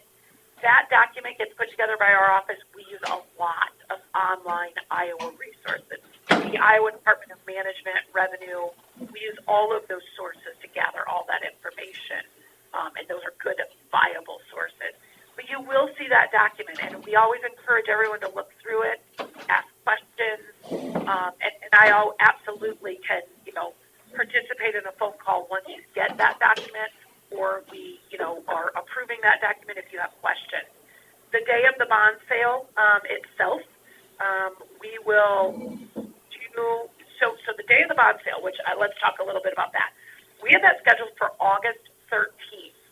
We will need you to meet sometime in the afternoon at about 1 or 1:30 at the very earliest, which just means August 13th is a normal, I believe, board meeting day for you. It's a Tuesday.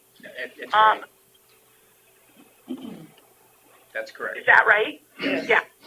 So what will happen is I know that usually your meetings are maybe done by noon. On that bond sale day, we'll run the bond sale for 30 minutes in the morning. Our office will, meaning that's when competitively bidders and underwriters can come in and submit a bid. We will have that bond sale in the morning, but we have to be able to turn around documents to you. And to do that, we need a couple of hours because a lot of times underwriters don't get us the documents we need. They're busy they're busy bidding on 4 or 5 deals every morning. So when we say, well, we need your information, they say, great, let's, go ahead and get that information to you. But then it's like an hour and a half or 2 hours later that they actually get that information to us. So with that being said, we would like to have a meeting sometime, maybe 1 or 1:30 that afternoon. It would be about a 10-minute meeting. It could be electronic if necessary. Whether or not maybe you just push everything back on your agenda and start your meeting later that day, I don't know. That's completely up to you guys, but we would need to have a meeting, like I said, at the very earliest, about 1 o'clock, probably closer to like 1:30. And then at that point in time, I will present the award information saying, these were the 3 bids or 4 bids that were received. We are, recommending the low interest rate because that's what the state of Iowa requires, things like that. So if you want to be thinking about that day, we can have that meeting as early as 1 o'clock. If you wanted to have that meeting at 5 o'clock in the afternoon, 6 o'clock in the afternoon, we can do that as well.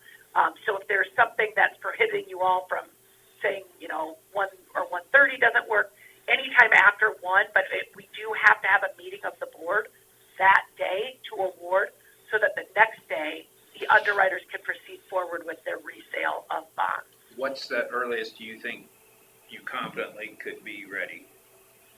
1 o'clock. And I'm going to say that just because when we do other bond sales, when we have a 10 to 10:30, window, we can be ready by 1 o'clock. And again, I would attend that meeting, so that may mean I might be at your county courthouse all morning long from the bond sale to the 1 o'clock meeting, but that just gives our office. So 1 o'clock is confident. We are confident we can have documents ready to present by 1 o'clock. I think we could probably do 1 o'clock then. Okay? So I'll just kind of let Charlotte know in our office that we'll just plan on a 1 o'clock meeting that day. And then that way we will just schedule the bond sale and we'll go from there. But yeah, 1 o'clock should be just fine because also, if you get a premium sometimes, and not to go down a rabbit hole, but if you get a premium, we have some people that are like, we don't want the extra dollars. And you're like, what? I mean, but maybe it's because they are purchasing something, right? And they don't need the extra dollars. So then we have what's called resizing and all this and that. You are doing projects. We've never had anyone say, oh no, if they give us an extra $30,000, that's not principal related because it's not. It doesn't increase your principal. Yeah, we want to keep that money. And so, if we don't have any resizing, things can move, within that like 2 to 3 hour window for us. So, okay. All right. Any other questions for me today? Did you guys have any questions? Bill, did you have any questions?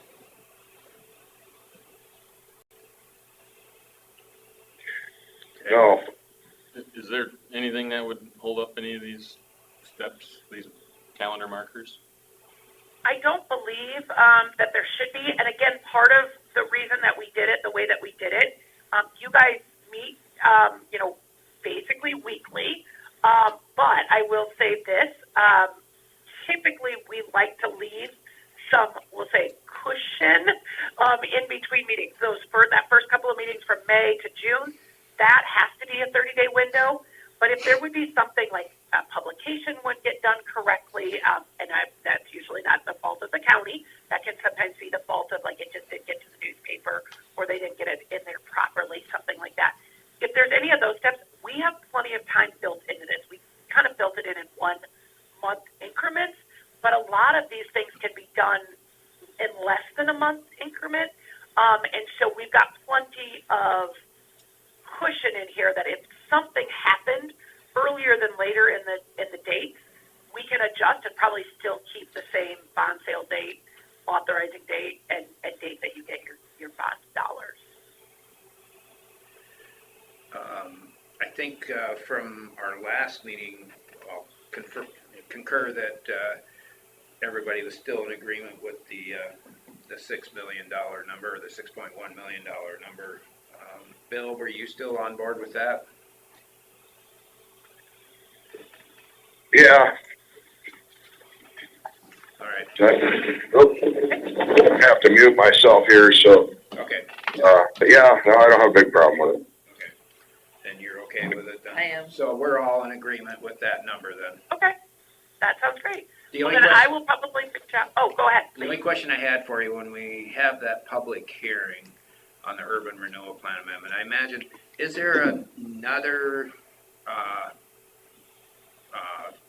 we have to contact the taxing entities like the school and the community college, and they'll have their own meeting? Correct. No. So your documents will go out. So the documents that bond counsel produces. This is a great question. The documents that bond counsel produces for that public hearing on June 25th. They will also produce a document in the meantime, between May 21st and June 25th, that will be sent to the public entity bodies. So it'll go to just the school district because you are the county. It will just go to the school district, and it's notification that you're having this public hearing on this date, and also notifying them that they could attend a consultation. And that consultation will be before the public hearing, where they can privately just ask questions about, what are you doing? Why are you expanding the TIF district? Why are you, what are the projects entailing this and that?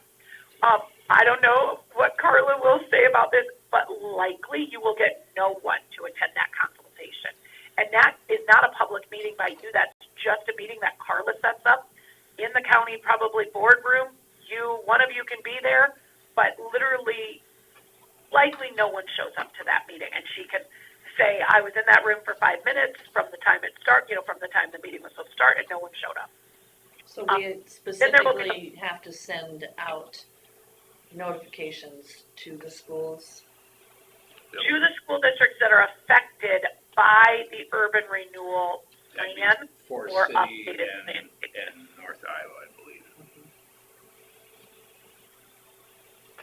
Yeah, but it's not going to be cities because No. your urban renewal plan doesn't go within city limits. It stays all in the rural, unincorporated areas, but it will overlap with school districts. So There are- if we're utilizing our urban renewal all over the county, does it affect that other school district? It will if those, yes, because we'll have to amend the urban renewal area to include where that project is. So if you're taking let's say the wind turbine farm is in the west part of the county, but you're going to do projects in the northeast, that's the conversation we'll have with bond council. The northeast roads will be amended into the urban renewal plan so that you can spend those TIP dollars in those. Although you're not generating the TIP dollars from there, you can't spend TIP dollars out of urban renewal areas.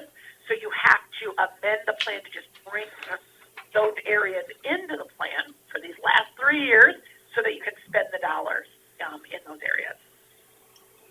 Maggie, we will need to add Forest City because I think the courthouse is in our urban renewal plan, so that is in Forest City. Okay, and that's okay. Yes, then you probably will notify Forest City, and we can have that conversation with Dan. They'll better explain that. But yeah, I'm glad that you bring that up because if your courthouse does sit, you will then notify them as well. So it'll probably be Forest City, likely no other cities in and around the county, because the rest of the urban renewal plan probably sits in the unincorporated part. But you're not adding, I don't think, anything in Forest City. Oh, true. So that makes it a little bit easier. Like you have to notify them, yes, but you're not actually adding any property in Forest City. You're just notifying them, hey, we're having this urban renewal plan amendment, and these are the projects, and stuff. And so although it affects them, it doesn't affect them because, right, these are roads that are not in their city limits. That there would be a problem because then obviously you have to have sign off by them because obviously you're doing some road within their city limits, and that then becomes a much more interesting process, let's just say. Is there anything else? I don't have anything else for you guys. All right, well, we have another meeting. We're about 15 minutes behind, so. Okay, that sounds good. I will proceed forward and copy Carla in on all this so that she can share all that, but we'll get going with Dorsey and Whitney today or tomorrow, okay? All right, thank you. Thanks, Maggie. Thank you very much. Have a great day. Bye-bye. All right. Okay, so our 10:45 a.m. department head meeting is now. Dina Sloberg. starting at 11 o'clock. Has left. Maggie Okay. Berger. Has left. Okay, Right, so Tina. I met with Scott with MWCA for our quarterly meeting. And I sent out an email about the policies that he had passed on to me. I'm not really sure, so the pet containment, do you guys have one specifically already? I figured. So this was just kind of like you can read through it. I don't know what yours says specifically. And then the other ones, Robert, do you guys have anything for the, like the brush pile burning safety stuff? Do you guys do any of that or We don't no? really, we don't burn many brush piles, we burn a lot of acres of grass. We have, Okay, we have prescribed, plans that we follow for each Okay. area that we burn. okay. So then we don't have to worry about that. And then I didn't know if you guys did welding and cutting stuff in the shop for, so that might be, if you haven't looked at it already, that might be one to kind of look into and just see. Yeah. Sure if we have one about that in our book or not. Yeah, so just an idea. It was attached on that email, so. And then the other one was for illegal dump sites and then drop off recycling locations, which we already contract with him, so we shouldn't have to worry about that, right? Do you guys do much of that for like illegal dump sites, notice any around the county, like just random people dumping garbage? Yeah, we'll get them. Charge them with littering or. Yeah. Have them pick it up. So not really. Yeah. Okay, so those were just the ones that I wanted to go over, because those are the ones that he sent me that I wanted to touch on. He said that we are doing really good in our injuries or lack thereof, which is good. He said that we still have room for improvement, which obviously we do. If we keep going like we have been and have no injuries, he said we could cut it by another 20%, which obviously would save us all money. So I just wanted to pass that along, that everybody is doing a great job, so keep up the good work. Report to company nurse, he wanted me to push this too, which everybody has been doing a good job of, but they're like, even if it's not bad, call them. So at least we have it on record, so if something comes up 4 months, 6 months, 8 months down the road, everybody knows about it. And then he also offered to come and explain, I don't know if you guys have been utilizing Learn, which I talked about last time, where you can sign up for classes or send them to your employees and then get them signed up for classes to take. Carla has assigned us a whole bunch that we've taken, and that's gone really well. It's super easy. So he had offered if Scott wanted to have a whole bunch of guys come do a class, he said he would come up and just, kind of explain how to do that. If anybody was having issues, he says he's more than happy to help out. So yeah. You just gotta reach out if you have any questions. Otherwise, I don't have much else. Do you want a copy of our pet policy or not? No, I mean, Okay. as long as you can just look it over and Yep. then kind of see what is in his to make sure kind of covers all the bases maybe. Other than that, that's all I got. Any other questions? Pretty for- simple. I've had staff or people in there, so I was kind of listening, but not, so. So on the recycling location, so is there something that we need to get documentation from? And I don't know what's all in his contract or what that entails, I don't know, but I mean, as far as liability and safety. What does the policy say? I'm just thinking, if kids play on that recycling bin, it's right in town and.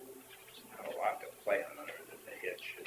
no, because this just says guidelines for illegal dumping sites, roadside litter cleanup, and drop-off recycling locations.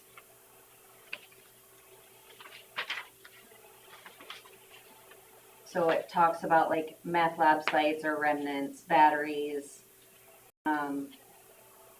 splash hazards, like PPE stuff, poisonous plants. I mean, Yeah, I think we're fortunate that the drop-off sites in the middle of town, we have Yeah. lots of people. Lots Yeah. of people watching it, yeah. right. And he does have insurance on that, so You know, you're just thinking of, you know, what if somebody, a couple of times we had it filled really full, really quickly from, Early, you know.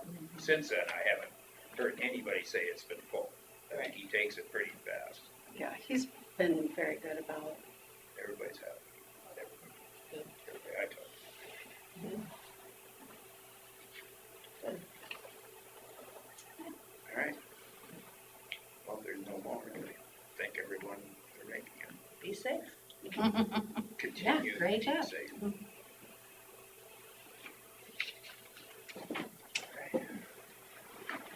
Thank you. So I guess we can move on to number 16.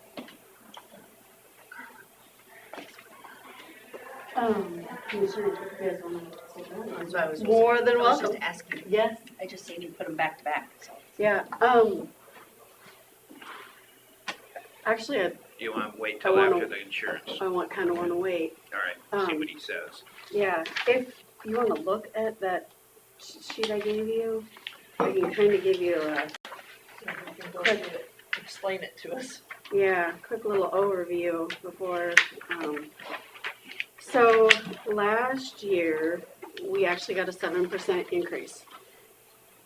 However, the partial self-fund ate that increase.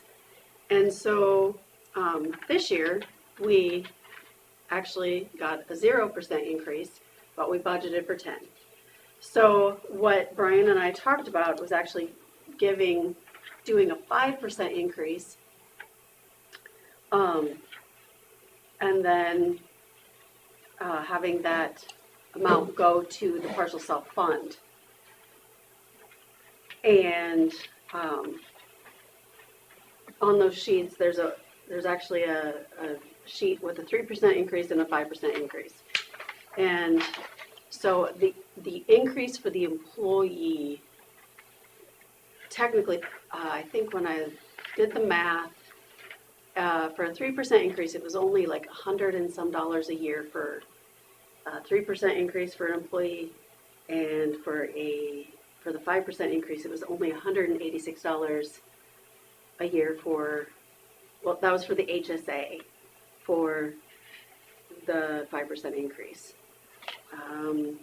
For the regular employee, for a family, let me just get my handy dandy calculator out here real quick. It would be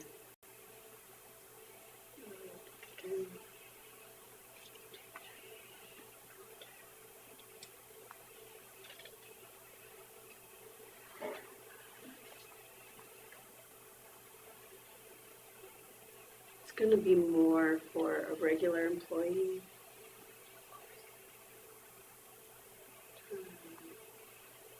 I mean, it's going to be quite a bit more for a regular employee. It's going to be about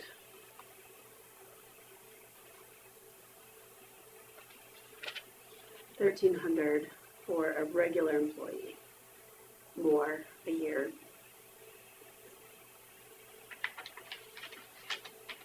So I lost your train there. What's going to be, The increase, the increase is going to be? yep, $1,300 more a year. It's going to be 2302 minus 2192. It's about $110 more a month for a 5% increase for an employee, for a 5% increase. Or for the employer, I'm sorry. I take that back. But did you say that that would go towards the partially It'd go self-funding? for the partial self-fund. So in the long run, it may benefit us down the road because we have more to work with in the partial self-fund Yeah, to absorb some of the out-of-pockets. yep. So, and I'm sure Brian can explain this more and better. The front page shows our claims the last 2 years, how much has gone into the partial self-fund and how much our claims have been. Which our claims this last year have been very, very, very good, which has is what contributed to our increase this year, or lack of there.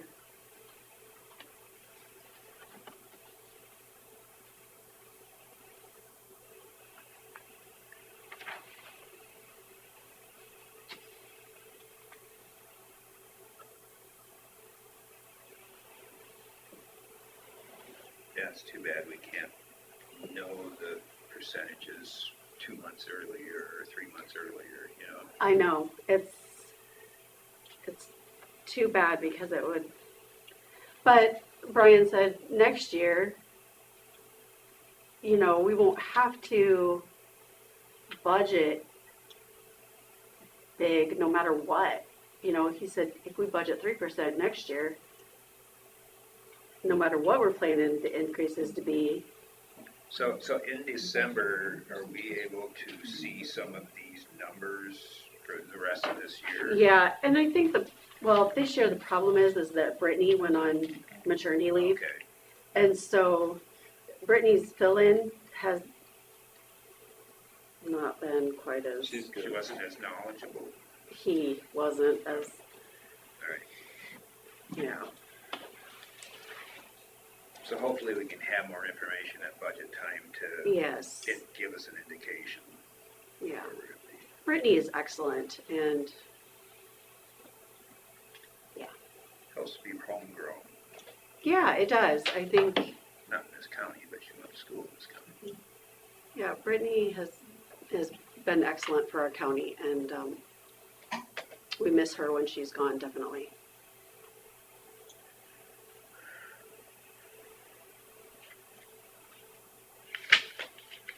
So that's the front page, and then the second page. Are these just, The first page is a 3% increase and the second page is a 5% increase. I mean, and it's up to you guys. You can choose to do the 0% increase or the 3 or the 5, or you can, I mean, it's totally up to you. So if we do 3 or 5 and we budgeted for 10, are we going to, in the budget, lower part of it then? I think at this point, we'll Leave it, just leave it and then next year, we'll just take that transfer it. out of the budget and so we don't have, like you said, next year, if we budget 3%, we'll be good.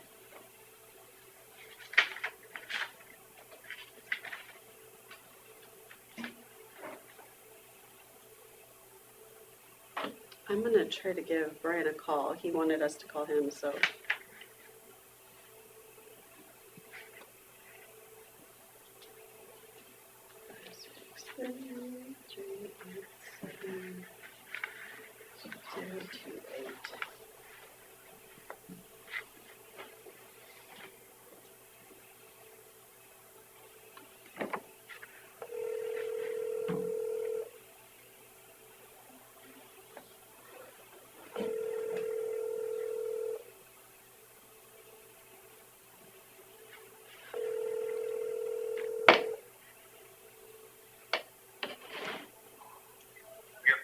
Take care. Thanks a lot, Brian. You bet.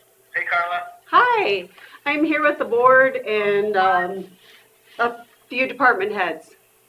All right. Do you want do they have background at all, or have they seen anything that we've worked on? Yeah, I kind of tried to explain it to them. I'm sure you'll do a much better job. I'll give it a go. Yeah, Sure. Yeah, do you want me to just fire away, or does anybody have questions immediately? fire away to start with? fire away, Brian. Okay. So, thanks for having me. Basically, we had a great renewal, as you folks know from Wellmark, and it's kind of gives us an opportunity. How do we want to set ourselves up for the future? Carla said, well, why don't you run some numbers on a 3% increase and a 5% increase, which really, in reality, just means we're kind of paying ourselves into our claims fund. Our partial, kind of our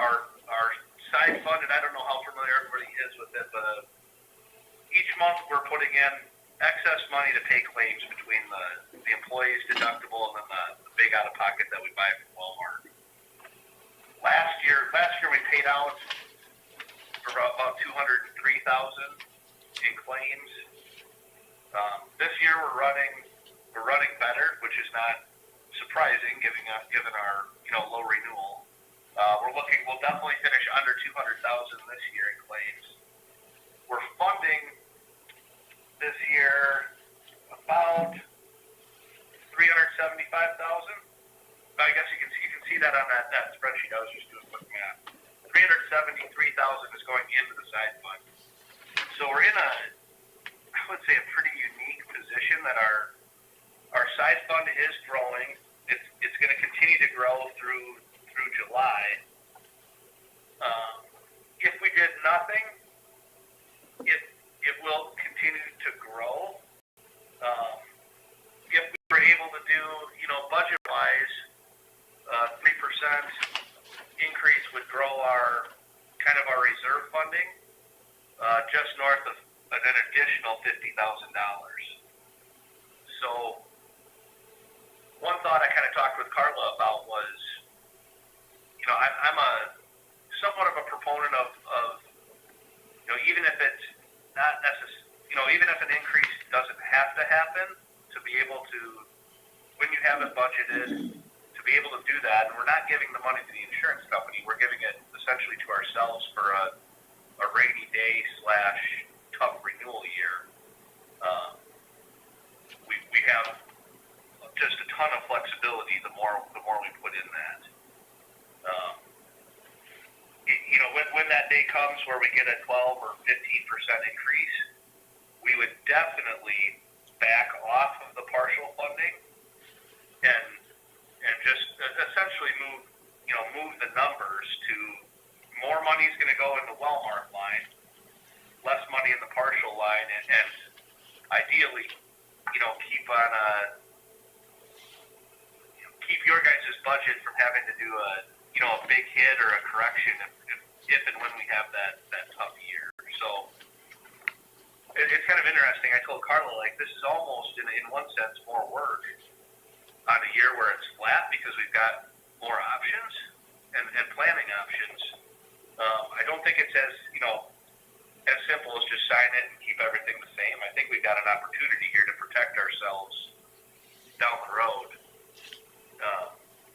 and not have our employees get big increases and the budget get big increases 2-3 years from now. I'll pause for thoughts or questions.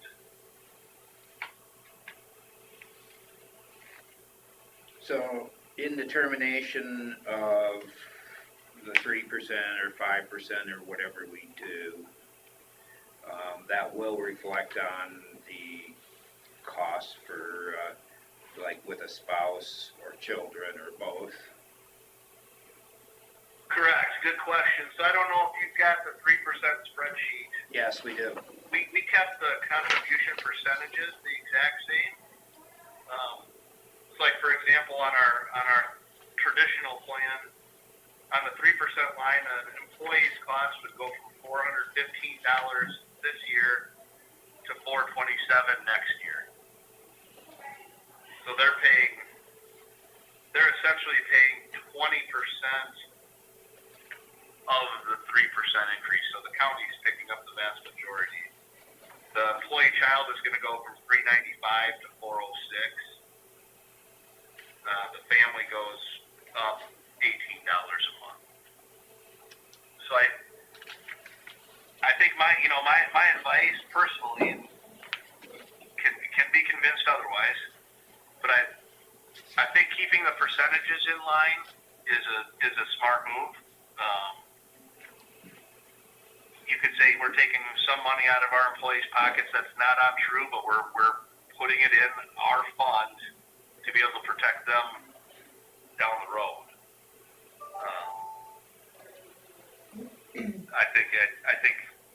I don't think personally. I don't think we have to go to 5%. I think 3 is. I think we're doing right, really, by everybody involved. but I could be convinced, I could really be convinced of anything. We're in a really good position. I just don't get this opportunity a lot to build for that rainy day or that bad claims year. I've got one other group similar to you that that rainy day came. They were a couple years ahead of you, and last year we backed off the funding by we basically ate the whole increase out of the side fund. Now you can't do that multiple years in a row. At some point you got to pay the piper and have money going into the claims fund, but we're not there yet, and we're in a really good position to kind of have flexibility and hit budget numbers and keep our employees' rates not going up at a drastic percentage.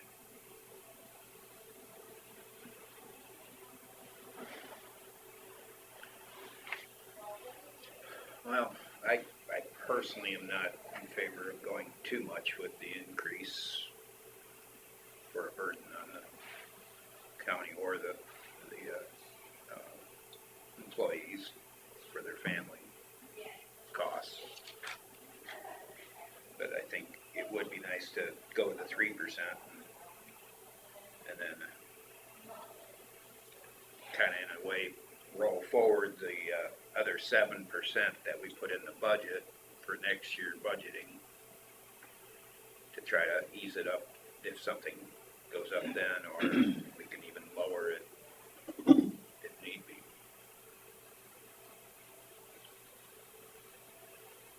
What's your thoughts?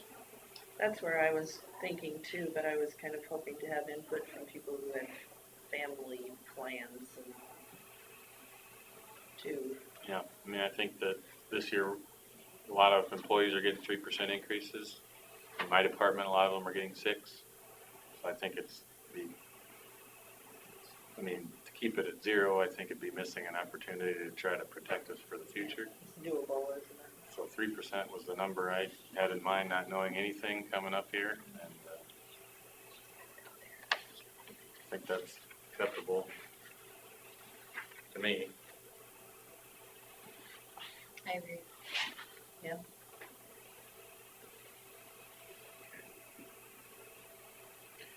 Bill, did you have any thoughts on this? It's a kind of unfortunate you don't have the documents in front of you, but Carla, you kind of did some math, and you were saying that the increases for the county were what, like 100 and... I did the 5%, so the 3%. Oh, let me do this calculator.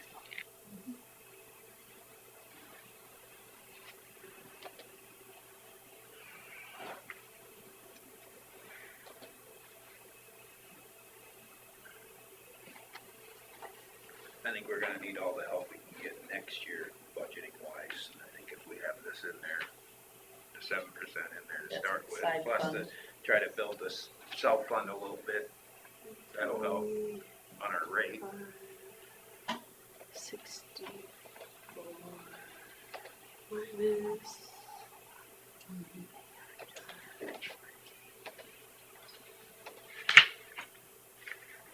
So it's, yeah, before I was looking at the employer.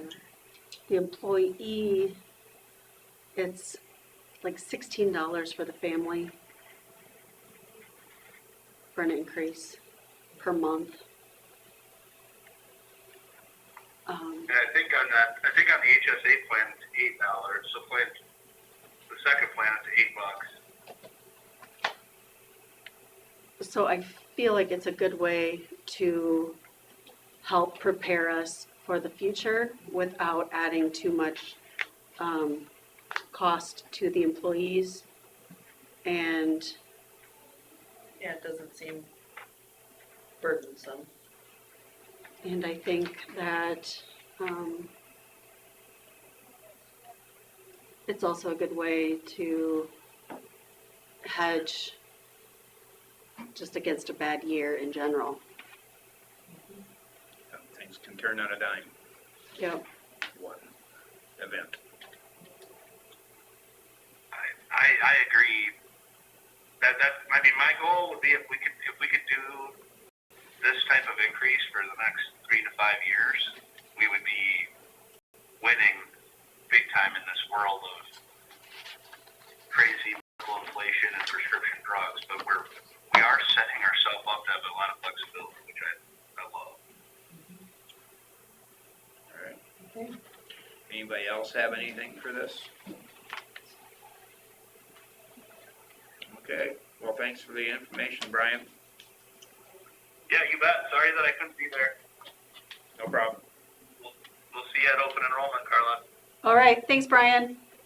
You bet. Have a good day. Okay, bye-bye. So you don't, this is just going forward. I just need your direction saying that you're all right with us doing a 3% increase, and that's what I will tell them to go ahead and do. That's we- where I'm sitting. Yeah, I think that's the Because direction we're the headed. 5 is- I suppose it has to be, do we have to do a motion next week or something? No, I'm just gonna, that's what I'm gonna do. Okay, all right. Okay. So that leads us into number 16, consider for approval fiscal year 2025 budget. And we discussed that we would leave the 10% increase in the insurance costs for health in there to roll forward next year, possibly to pushing it down. So the budget would not change as presented from before. So these are the resolutions. This is the final budget. I would like stamps, please. There's a spot on the back for Terry to sign here, and there's a spot for Terry to sign. One here and one on the back. These don't need to approve. No, those don't need stamps, stamps, just the main budget and then stamps here, please. So are we, the resolution is part of the motion then? Yes, please. The budget and resolution, or resolution for the budget? However you would like to do it, Sergeant. I'll make a motion to approve the resolution to approve the fiscal year 2025 budget as presented. I'll second. A motion from Derby and a second from Smith to approve the resolution for the fiscal year 2025 budget. Any further discussion? Hearing none, all those in favor say aye. Aye. Aye. Aye. All those opposed? Motion carries.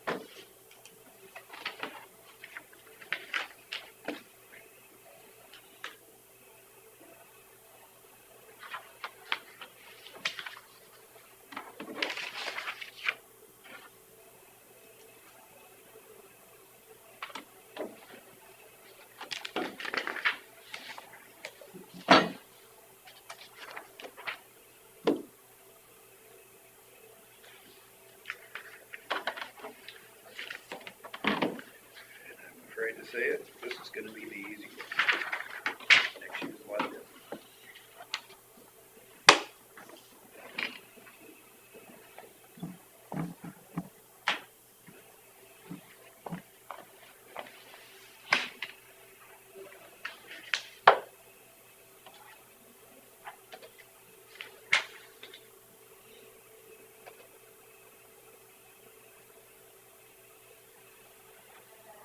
What the heck is going on there?